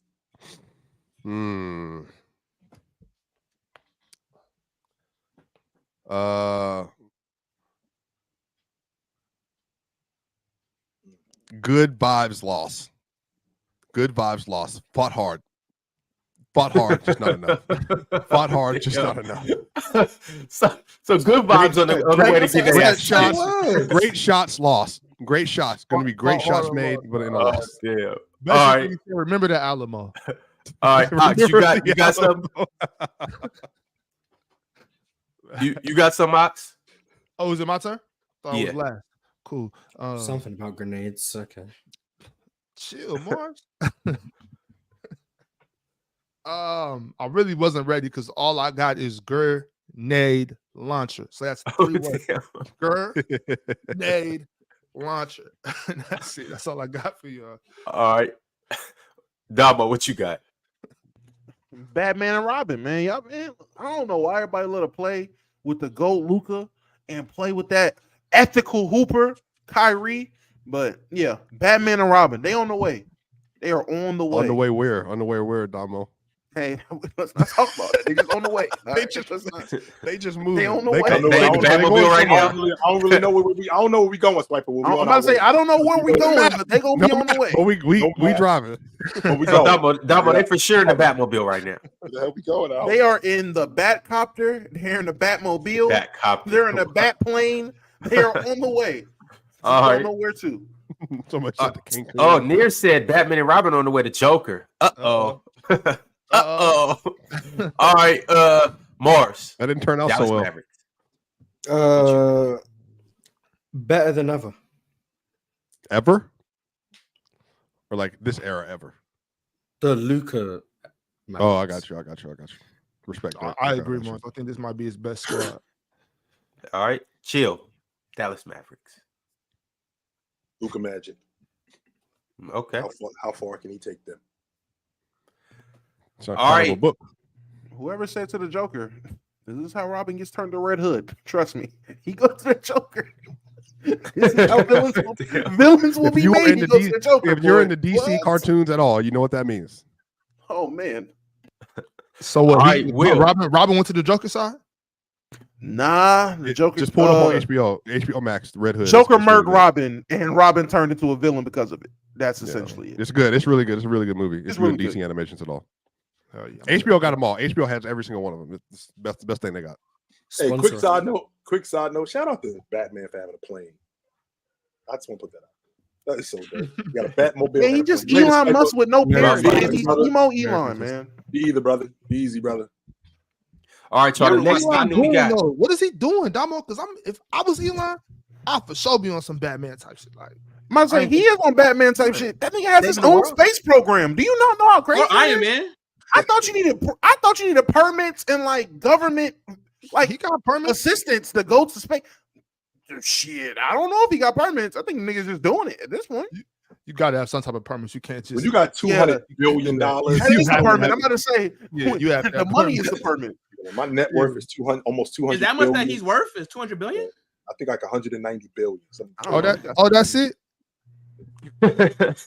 Yo, Elon, let me hold a meal or two. Elon Musk not sending us one. Elon Musk not sending us one super chat is crazy. Yeah, not sending us one super chat is crazy. At least one, Mars. God, yeah, like where's the super chat from Tesla? Like, what's going on? Facts. SpaceX, maybe. But the next team that we got is the OKC Thunder. Will, or whoever's ready right first. Whoever's ready first. OKC Thunder in up to 3 words. Yeah. What y'all got for me? Not there yet. All right. Getting Chill close. says they're not there yet. They're close, but not quite. Getting close to that point. It ain't there yet. Getting close though. Mm-hmm. What else we got? I would say that they are a little or skinny. Skinny. Yeah, like we describing chat right now. We just in the middle, just a skinny paint. You know, just a skinny paint. You know, just real little in the paint. That's all. But that's pretty much the only criticism I got for that squad. Thunder's new era. It's Shay's time. Whatever you want to go with. I know before the season started, throughout the season, a lot of people were questioning, will he be able to do it in the playoffs? He'll just crumble. We don't know. You're right. We don't know. So stop fucking hating. All right. Shay's been great. Let's expect him to be great. When it came to LeBron, I told y'all, LeBron ain't showing y'all no reason to believe he's not still LeBron James. You're just assuming and hating because of his age. And what have we seen this year? LeBron still be somewhat of LeBron. Stop being ready to hate. And this is coming from a hater. He just don't want you guys to be haters like him. That's all it is. He just wants to be the only hater. Because it's not fun no more. When everybody hating, who's really hating? Hey, chill. Let's say, God forbid, I'm pulling for the kid, unless we play him, obviously. Let's say, God forbid, like I said, first round, Shay. I mean, lays an egg. I'm talking about Shay. I'm talking about let's just say he average, big guy. Let's not say he sucks. No, he needs him to be trash. I'm talking about if he plays an obvious egg, chill. Garbage. Is this one of the worst? Is this one of the worst? What do y'all call them? Playoff drops we've seen? No. From what he's done this year, the sheer dominance. No, because I feel like. You talking about Shay? Yeah. Man, I watched the whole half a decade of James Harden Westbrook do crazy stuff in the regular season, and he gets to the playoffs and forget how to play basketball. Hell no, this ain't the biggest collapse. What? What? Well, I don't think it's going to be a collapse anyway. I just want to put that on record. I think he's going to be a good playoff performer. Right. Mars and Will, I need you guys to give me up to 3 words. And the regular just sent through a super chat. Said, I got you, Ron. OKC equals free throw merchant. Okay. But Mars and Will, enlighten me. I think score is going down too. Untrustworthy, just because again it's a young squad and I got to see what they can do in the playoffs. Really, I'm not too sure. All right, Mars. Ready right now. Ready right now. Okay. Yo, I think they can be. Like, I'm not picking them to win, but I think they can win. Win it all? The West. The West, okay. Mars, because I be listening to what you be saying, Mars, about the West. It sounds to me, Mars, with the exception of Denver, like the West is wide open. Because you've already made it clear that Dallas could get bounced in the first round, but they could also win the Western Conference. Oklahoma City, they could also win the Western Conference. So is the West more wide open outside of Denver than I realized? I mean, I could just say look at the standings. I mean, it's close. Like you got the top 3, they've kind of separated themselves, but then the 4 seed all the way down to 9 is 4 games. I mean, like it's close. Like we haven't got to the Lakers yet, right? No, we haven't. Okay, I'm gonna leave them out. But like the Mavericks, like they're on a great run right now. We haven't spoken about the Pelicans. The Pelicans are on a great run. The Clippers, they've been falling, but I mean, it's possible. Like the West, I think. Who do you feel better about, Moss? Let me ask you that question. Who do you feel better about? Do you feel better about the Clippers or Dallas in terms of winning the Western Conference? Dallas. Wow. All right, Go ahead, Ron, I'm sorry. The next team we got is the Cleveland Cavaliers. 3 words to describe them. They are good. Never gonna happen. Mars says never gonna happen. Will says, say that again, Will. They are good. Okay. Chill, Damo, Ox, Cleveland Cavs. Blow it up. You know, blow it up. Yeah. Ox and Chill, I know you two are the highest on the Cavs here. I am high on the Cavs. I feel about them how I feel about Oklahoma City. Not there yet. Not there yet. Getting close, but not there yet. Never gonna be. I'm damn near with the. I think you're wrong on that, Mars. I do. I think you're wrong on that. I think this team's going to be better in the future. They got the young talent that they have with Evan Mobley. I definitely need to see improvement after this season. I mean, he's been injury riddled this season, so that right there, that's been a hamper for him. But next season, offensively, he's got to be better. I already know who he is defensively. I think he's going to be the best defensive player in the game. Offensively, he's got to be more aggressive. He's got to be better in the mid-range, and I'd like to see him be respectable at the long ball line. My word for them is soft. But I'm confused by them because I really like what they got going on over there. And so I think Damo said blow it up. When he said that, I was like, yeah, I kind of feel the same way. But it's a lot. They got a lot of potential over there with Evan, Donovan, the young core they got. And I really like the big fella. I really like the big fella. Jared Allen. So, man, I'm just confused. So I'm confused. I'm just confused with what's going on with the Cavs. They should be better. I think they're just soft, bro. That's really what it is. I think they just need to get somebody over there that can kind of toughen them up a little bit. Somebody at the Draymond Green. No, that's wild to me, man. Somebody that play like the maybe a starting small forward, a backup power forward, Bobby Porter's type. You know what I mean? Okay. Yeah, somebody that's really gonna get gutter over there. I don't think they got any of that on their lineup. So hold on for a second. That would be dope. Now that would be crazy, Damo. Just a quick question. So, Dual Brax in the chat says that my vendetta against young teams. In your recent history, tell me how young teams have fared in the league. Because I watched the Oklahoma City Thunder with 23-year-old KD and 22-year-old Russell Westbrook get smoked by the Miami Heat. I watched the Orlando Magic get mocked out of the playoffs. Right? Even in the finals, I saw them get smoked. So the idea that they're not there yet, why is that unrealistic to think? Why is that hating on them? I mean, they go to the finals. I mean, if this OKC team gets to the finals and gets smoked, so we're gonna say, "Oh well," but they weren't ready. Here's the difference: there's nobody on that crew that was better than KD at that time. Nobody. I'm fine with that. Nobody on that crew. And just like there was nobody on that crew that was better than that. Nobody on that crew that was better than Shaq during that time. Nobody. Well, yeah, but I think the team, top to bottom, is very, very good. Like, even if they get to the conference final, if they get to the conference finals and lose to Denver, we're gonna be like, "Oh, well, I told you they weren't ready." Like, no, to be honest with you, Mars, I think that's a big time overachievement because there's nobody who had this team going this deep into the playoffs. We go from a team that's a play-in team that's in the conference championship with their second best player being a second-year guy, their big guy being a rookie. That's it. No, I ain't buying that. Nobody had them being this good if they end up in the conference championship. That would be a huge overachievement. And it would be awesome for them to do that. I just don't think they're there yet. But I will say this. in a couple of years, the road to the NBA, if they can keep this group together, or the majority of this group together, if they can keep them together, the road to the NBA Finals goes through Oklahoma City. They don't want to see Houston in a couple of years, but y'all don't want to see them, Mars.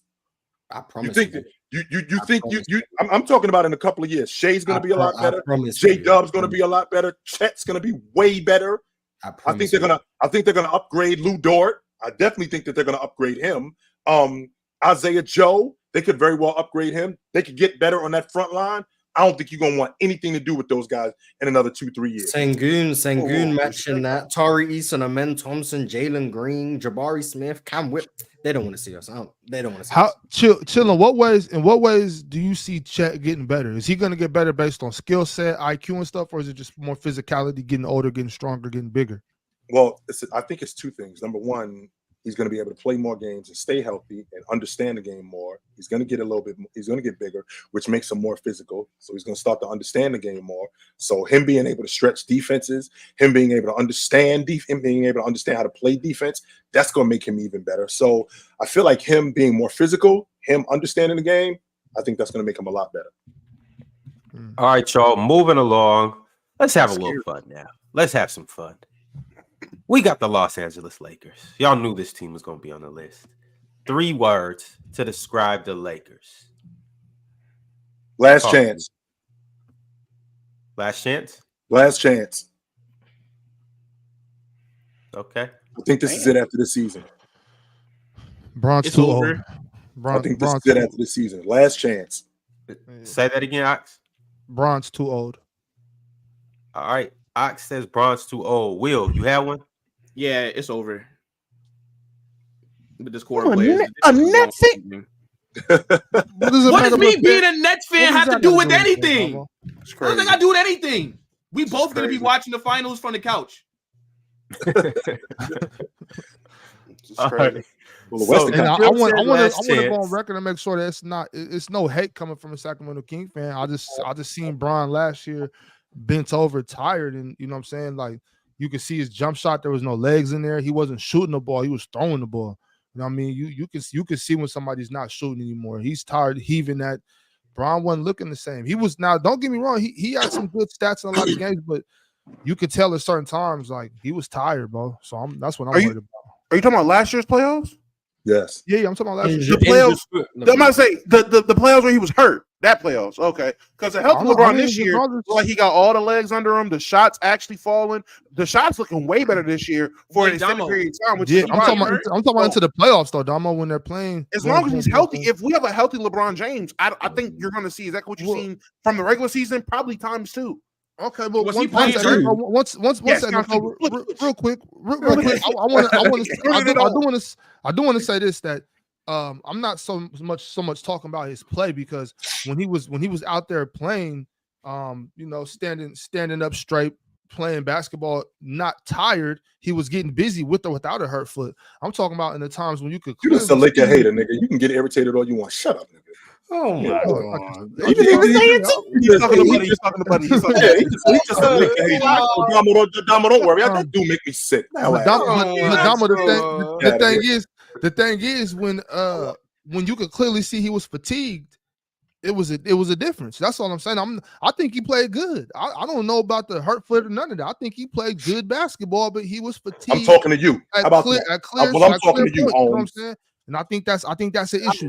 That's all I'm saying. I feel Ox, don't get me wrong. I definitely feel that. I just feel like this year is a bit different because of the upgraded role a guy like D'Lo is going to play this year compared to last year. Even he spoke on it. Without someone like Dennis Schroeder there, that's always on his neck. So every bad decision he makes, now he's yanked up the game. And there's another option in the eyes of Darvin Ham. Now that's not there, D'Lo's playing with more freedom. Austin Reeves has been given an upgraded role.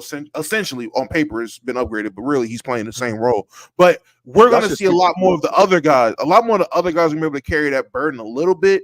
So LeBron, even if he does get tired, we're not going to have to rely on him while he's tired. And even if it is situations where he's going to get fatigued because he's only human, I think the fact that he's not hurt is going to be the biggest difference, because he's not going to just rely on the shot. I think he was relying on the shot partly because he was fatigued, but because of the injury, so he couldn't do the normal things he could do. Now, even if he is fatigued, he's still going to be able to do normal LeBron things, or things he deems normal at this point in LeBron's career. and it's just going to be a different outlook on how we're getting shit done. See, Damo, the reason I'm worried about you, Damo, the reason I'm worried about you and your squad right now, Damo, is because in that whole time, you didn't bring up Rui Hachimura. And because that's y'all key to this, bro. I'm telling you, if y'all it's not my fault. You know who it is? It's the deep pocket bandit. How do I know he's gonna play Rui consistently? I can't say, Rui gonna get done, and then Rui only playing 15 minutes the first 2 rounds. So I can't confidently say, Rui's gonna take the load off of LeBron. Pause. Right. Because I think he should. That's his role. But if Darvin Ham's not gonna consistently play him, then what use is he for real? That's why I didn't bring up Rui. Rui gotta play. Rui gotta play, bro. Rui do have to play. Is there a series? Because I can understand series where guys are just a bad matchup. And like, for example, Dwight Howard, he ain't play that much in the Miami Heat series when they played them in the finals. There's series where guys don't play that much. Is there a series where you see Rui can't play in this series? In the West? No. Yes. No.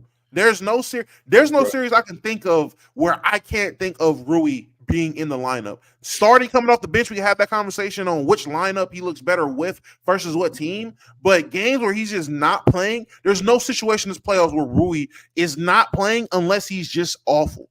Other than that, get Rui on the floor. And that's the thing, Damo. He gonna just have to be awful. Like if I'm Darvin, Rui, you're gay. Even there's no reason why he shouldn't be on the floor. It's no reason. Like even if you're out here playing trash, you just gonna have to prove to me through and through that you are garbage. No reason why we all know he's not. So that's is Vando healthy? And I also think too, Damo, I don't think y'all giving the Lakers enough credit for how they managing James. Because like we automatically think that James is just going to be available every night. Maybe he is, but they're also trying to save him from himself. Because even though he could go, he got a lot of miles on him. So maybe we'll hold like they held him out against Milwaukee, only for him to play a couple of nights later. Y'all should sweep this road trip, but the way that y'all been managing him, I think that's been a good thing. We should, and I'll prove if we serious or not. If we lose to one of these bummy ass teams, I'm like, this is why we got question marks. But if we 5-0, the teams, if we do our job, I'll be confident. Is winning the games you're supposed to win. Yeah. Mars and Damo, I need you guys' 3 words for the Lakers. Don't trust Darvin. That is my 3 words for our success in the playoff. Do not trust Darvin. Don't trust Ham. Listen, trust everyone in the building. Trust Damari Carroll. Trust Jeannie. Trust everybody. Do not trust Darvin. Jesus. Wow. Mars? All or nothing. All or nothing. All right, y'all. We got some super chats to get into, so let's go ahead and do it. Shout out to everybody that has become a member. I got Kyrie the GOAT.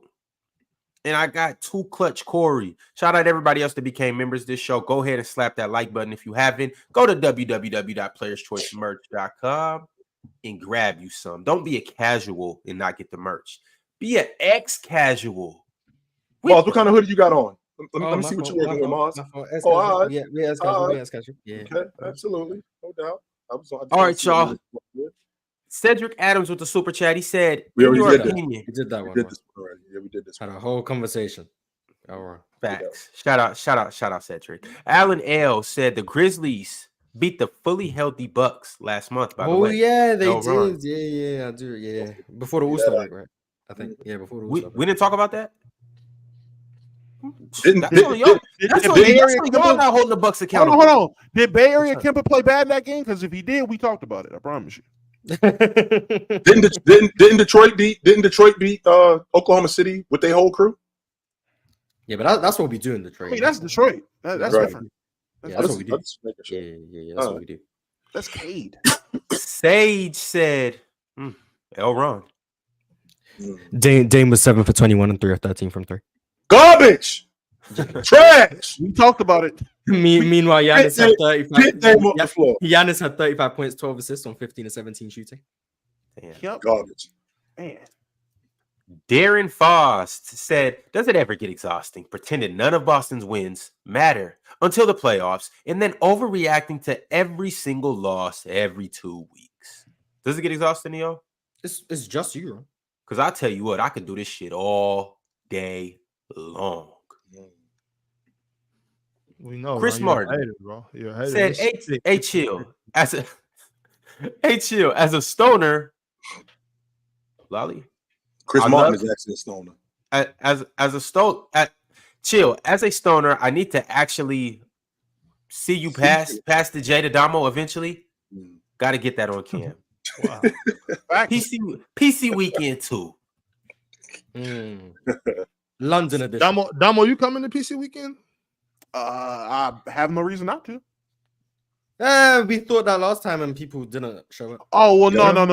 I let people know in advance. Hey, my bad. I was double booked. You gotta get Damo a babysitter. We do got to get that. I say, yeah. Now I have an open schedule. Wait, when is it supposed to be? Is it actually a thing? Like, is there actually dates? It's contingent on a couple different things, so we'll see. If they want to pay for my first class ticket this time, because I'm not. Oh, y'all don't gotta pay for my first class. Give me a regular ticket. I'm gonna just upgrade that whole to first class anyway. So don't worry about that. You on a ship? That's like last time my people were on a ship, it ain't end well. So let's not. That boat ride did not go well. It's contingent on the green room. Damo. Ain't nobody sending you no invites, you fucking mascot. No, nigga, you not getting an invite. No, not you. You not getting an invite. This dude want to be down with us so bad. Get out of here, man. Beat it. Beat it. J1 said Hawks in effect. We win in the East. Hey, why not? You just beat the best team in the East twice. That means you up 2-0 in a week. In a week. That's basically a first round series right there. And you Trey hit the game winner and you guys lost in the playoffs. Hey, man. You're really up 3-0. Smoke Rich Big said, chill. Do you still think Tatum is better than AD? I'm sorry, I missed that. You still think Tatum is better than AD? This season? No. Good. Hey, AD, let's go. Good. Yeah, that's AD, man. Big Davis. Sir Cole with the super chat said, imagine not scoring 73 to beat the Hawks. Imagine that, right? That's because the league doesn't play defense, man. The league doesn't play defense for it. Football Breakdown said AD did not go crazy. Y'all couldn't score, laughing my ass off. What do you mean he didn't go crazy? Yes, he did.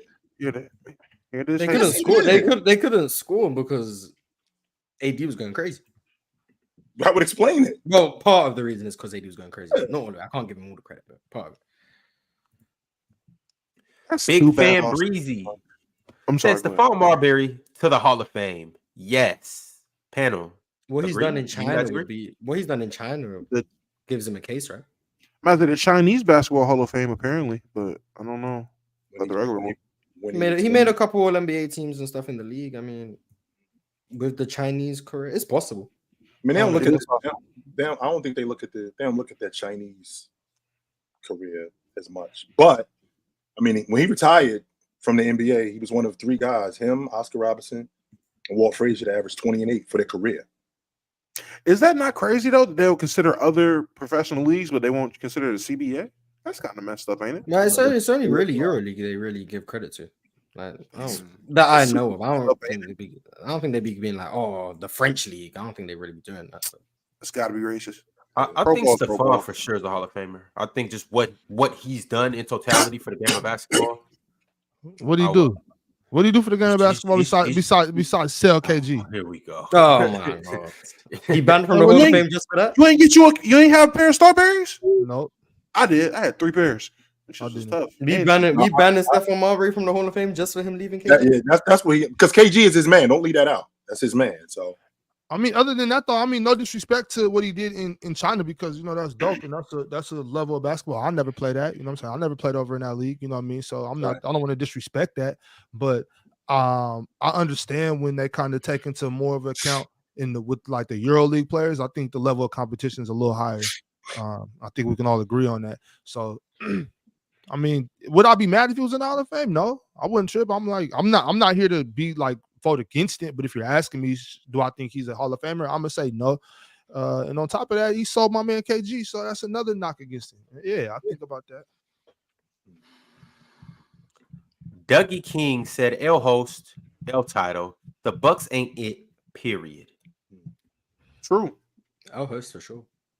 I wonder who told y'all that at the beginning of the season. This dude over here, the one in the corner, the one in the top left over there. He the one who said that. He the one who told us that. No. Put it back. Not him. The other one. Put it back. Mm-hmm. The other dude. Bron gonna keep believing in the Bucks till 2030, and Giannis is 37. He's still gonna have them winning the chip. He gonna be right. He gonna be right 1 year and be like, I told you. Giannis said 37. That 1 year already happened, Mars. It's over with. Did you have the Bucks winning the chip in 2021, Ron? Probably not. Winning in 2020. Oh, so you've been picking them for what? This is the 5th year. Did you have them in 2019? Nah. 2019. What I have in 2019? I can't remember who I had in 2019. Wait, so if you had the Bucks winning since 2020, why are you just done? Why were you so done with the Sixers last year if you weren't picking them? Yeah, why are you not done with Giannis? That's the question. This man has done and sold you 4 years. I want to say, in 2019, that's come on. 2019, we know who. 29, I didn't have nobody. Yeah, but then KD got injured. So when KD got injured and Giannis was still in the playoffs, I had the Raptors. Oh, you had them over the Bucks because they ain't played that series yet. It was still Philly and them. Ron, in 2019, in 2019, when the Eastern Conference Championship starts, who do you have winning that series?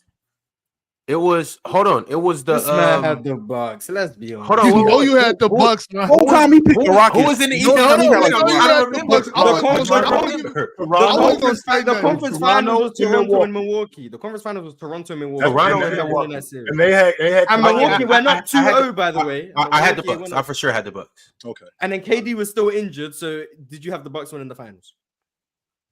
I think I had the Warriors winning the finals. I mean, I had even with KD injured, even with KD hurt, because he KD hurt with KD hurt. My, I was probably prancing around like, yeah, it's on. This man's had Giannis. Hold on, wait. KD. Yes. Got injured in the second round against. What injury was that with KD? Because that wasn't the Achilles. He didn't come back. Calf injury. It was the Achilles. He didn't come back to the finals. He got hurt in the second round against you. It was apparently allegedly a calf injury. But they were still saying KD was going to come back though at that time, right? But we knew he wasn't. They didn't put a timeline on it. Right. He was out indefinitely. Right. I'm gonna say I know I had the Bucks, but I'm not gonna say I was very confident just because the Warriors were. You've had the Bucks winning every championship for the last 5 years. They've won one. That's good percentages. It's not bad percentages. 20% in the NBA. That's great percentages. 20%. You win one championship every 5 years. As a matter of fact, Like, nobody did that. Well, I mean, a couple people, but you know what I mean. I mean, that's kind of what you guys' GOAT's done. Every 5 years, on average, he gets a championship. On average. 11 out of 13 is one every 5 years? On average. On average, he wins one at it. He got 4 rings. He's played 20 years. He wins one every 5 years. Oh, you talking about that phony girl. I'm talking about the real girl. 11 out of 13. That's real numbers. Yeah. Hey, but if you win a championship 20% of the time you're in the NBA, that's good numbers. But if you're predicting a champion every single year and you are wrong 80% of the time, that's 4 out of 5, big guy. 4 to 5 times that I'm predicting. There's 30 teams. But no one's picking the Wizards. Like we're already ruling out a bunch of teams. There's only 18. That's true. It's like a handful of teams. Okay, so there's 8. So let's say there's 8 teams. That's a 12.5% chance each year. Right. You got it right one time. I'm not gonna lie, that's bad percentages. That's bad. I mean, but if he gets it twice, so let's say he gets it right again within the next 3 years. So twice in 8 years, that's great numbers. Because also, can I get a pass for last year? There's 8 teams. I mean, there's 8 teams. So if I get a pass for last year, no. My man couldn't even walk. He was walking. He was there getting triple doubles. That's his fault for not having no moves. If he had a bag, he wouldn't keep trying to run everybody over. Him not walking was why he was shooting 40% from the free throw line. On top of that, wasn't Chris Middleton hurt one of them series too? It was only one series, Ron. So why are you picking an injury-prone team, Ron? Chris Middleton's still injury-prone this year. You still got him. So I'm not trying to hear that. Mars. Well, you guys, Ron, like, when's the pick made? Like before the season or right before the playoffs? He hasn't switched up the whole time. He's been picking them the whole time. Since 2019, I've consistently rocked with the Bucks, and since 2019, they've been a championship contender. I'm gonna pick them every year. You've only been right one. So what? So what? What am I supposed to do? I was supposed to now say, okay, you know what? since Giannis isn't dominant enough and Dame is this, and this, I'm gonna just go with the team that beat I'm them. just not trying to hear I told you so if they win one more. It's not gonna be an I told you. Yes, it is. Yes, it is. It's gonna be a bit of an I 26. It's gonna be a bit of an I told you so. 2026 NBA championship. I told you. Hold up though. Just in this year, in all fairness, in this year, have I not been preaching the Bucks? But hold on, it's not so much I told you so. It's you guys telling me that they're fool's gold. Right? That's true. That's true telling you they're fool's gold. I just don't think they're beating Boston. So when they beat Boston, what I'm supposed to just come up here and just you were right. If they beat Boston, you were right. All right, but then what happens if they lose to Boston? Then what are you gonna say? They winning it next year. That's gonna be the logic. He's gonna pick them next year, exactly. Yeah, if they lose, they winning it next year. Hey, we got 2 super chats right quick though. Prada Fiend said, Who could go to the Knicks and they'd be champs? Who you think, Will? Like realistically, or just try and keep I don't know if Darvin. Yeah. Hey, what y'all think? KD probably won out of Phoenix? No, like after they don't make no noise? The answer's Paul George. I don't know what to tell you. The answer's Paul George. I'm not mad at that. Yeah, okay. I could agree with they get Paul George over there. Oh, all right. And I think that isn't there like a report saying that they can't really agree to a new contract right now? Like him and the Clippers? That's why I said Paul George, because he's out. He's probably okay. Yeah, he's out. Yeah. But they wouldn't. PG did fall off, but he's not going to be the best player on the team, so he's chilling. Second option, PG. They wouldn't have to let anybody go like that, right? To get. I don't think so. Nothing. I mean, what's their cap space looking like? I don't know. It wouldn't be nothing crazy. I mean, I'm pretty sure that Paul George would want a big bag though. They got they got Julius Randle on the cheap. They got Brunson on the cheap. You still got to pay OG because OG come off the books after this season, so you got to pay him. He's going to want to get paid. So who are you? Mitch is still on the cheap too, right? Yes. Nah, they don't lose any of the pieces they don't want. They can't afford to lose to get Paul George. All right. David Mujinaya said, does Dale want the Ox and Damo one-on-one? He ducking Ox. It's pitiful at this point. I'm soft. That's why I don't even bring it up. I'm not no bully, so I ain't gonna press it. All right, y'all. It has been a good week. We will be back on Monday, recapping the weekend, talking about other narratives and everything good that we need to talk about. Y'all have a good weekend. Fellas, you got anything to say on the way out? Houston, go New York. Go New York. Go. Oh, damn. Shout out to Cowboy. Houston and 6. Playoffs is coming. Oh, you picking Houston? Houston and 6. Oh, okay. Are you picking Houston next year? You picking them the year after that? Oh, okay. And I'm gonna be saying I told you so. Yeah, I'm saying I told you so. Hey, this is right, time of year when it be scary though, y'all. Hey, Open Gym is not next. It's now. Y'all be sure to go tap in. Later.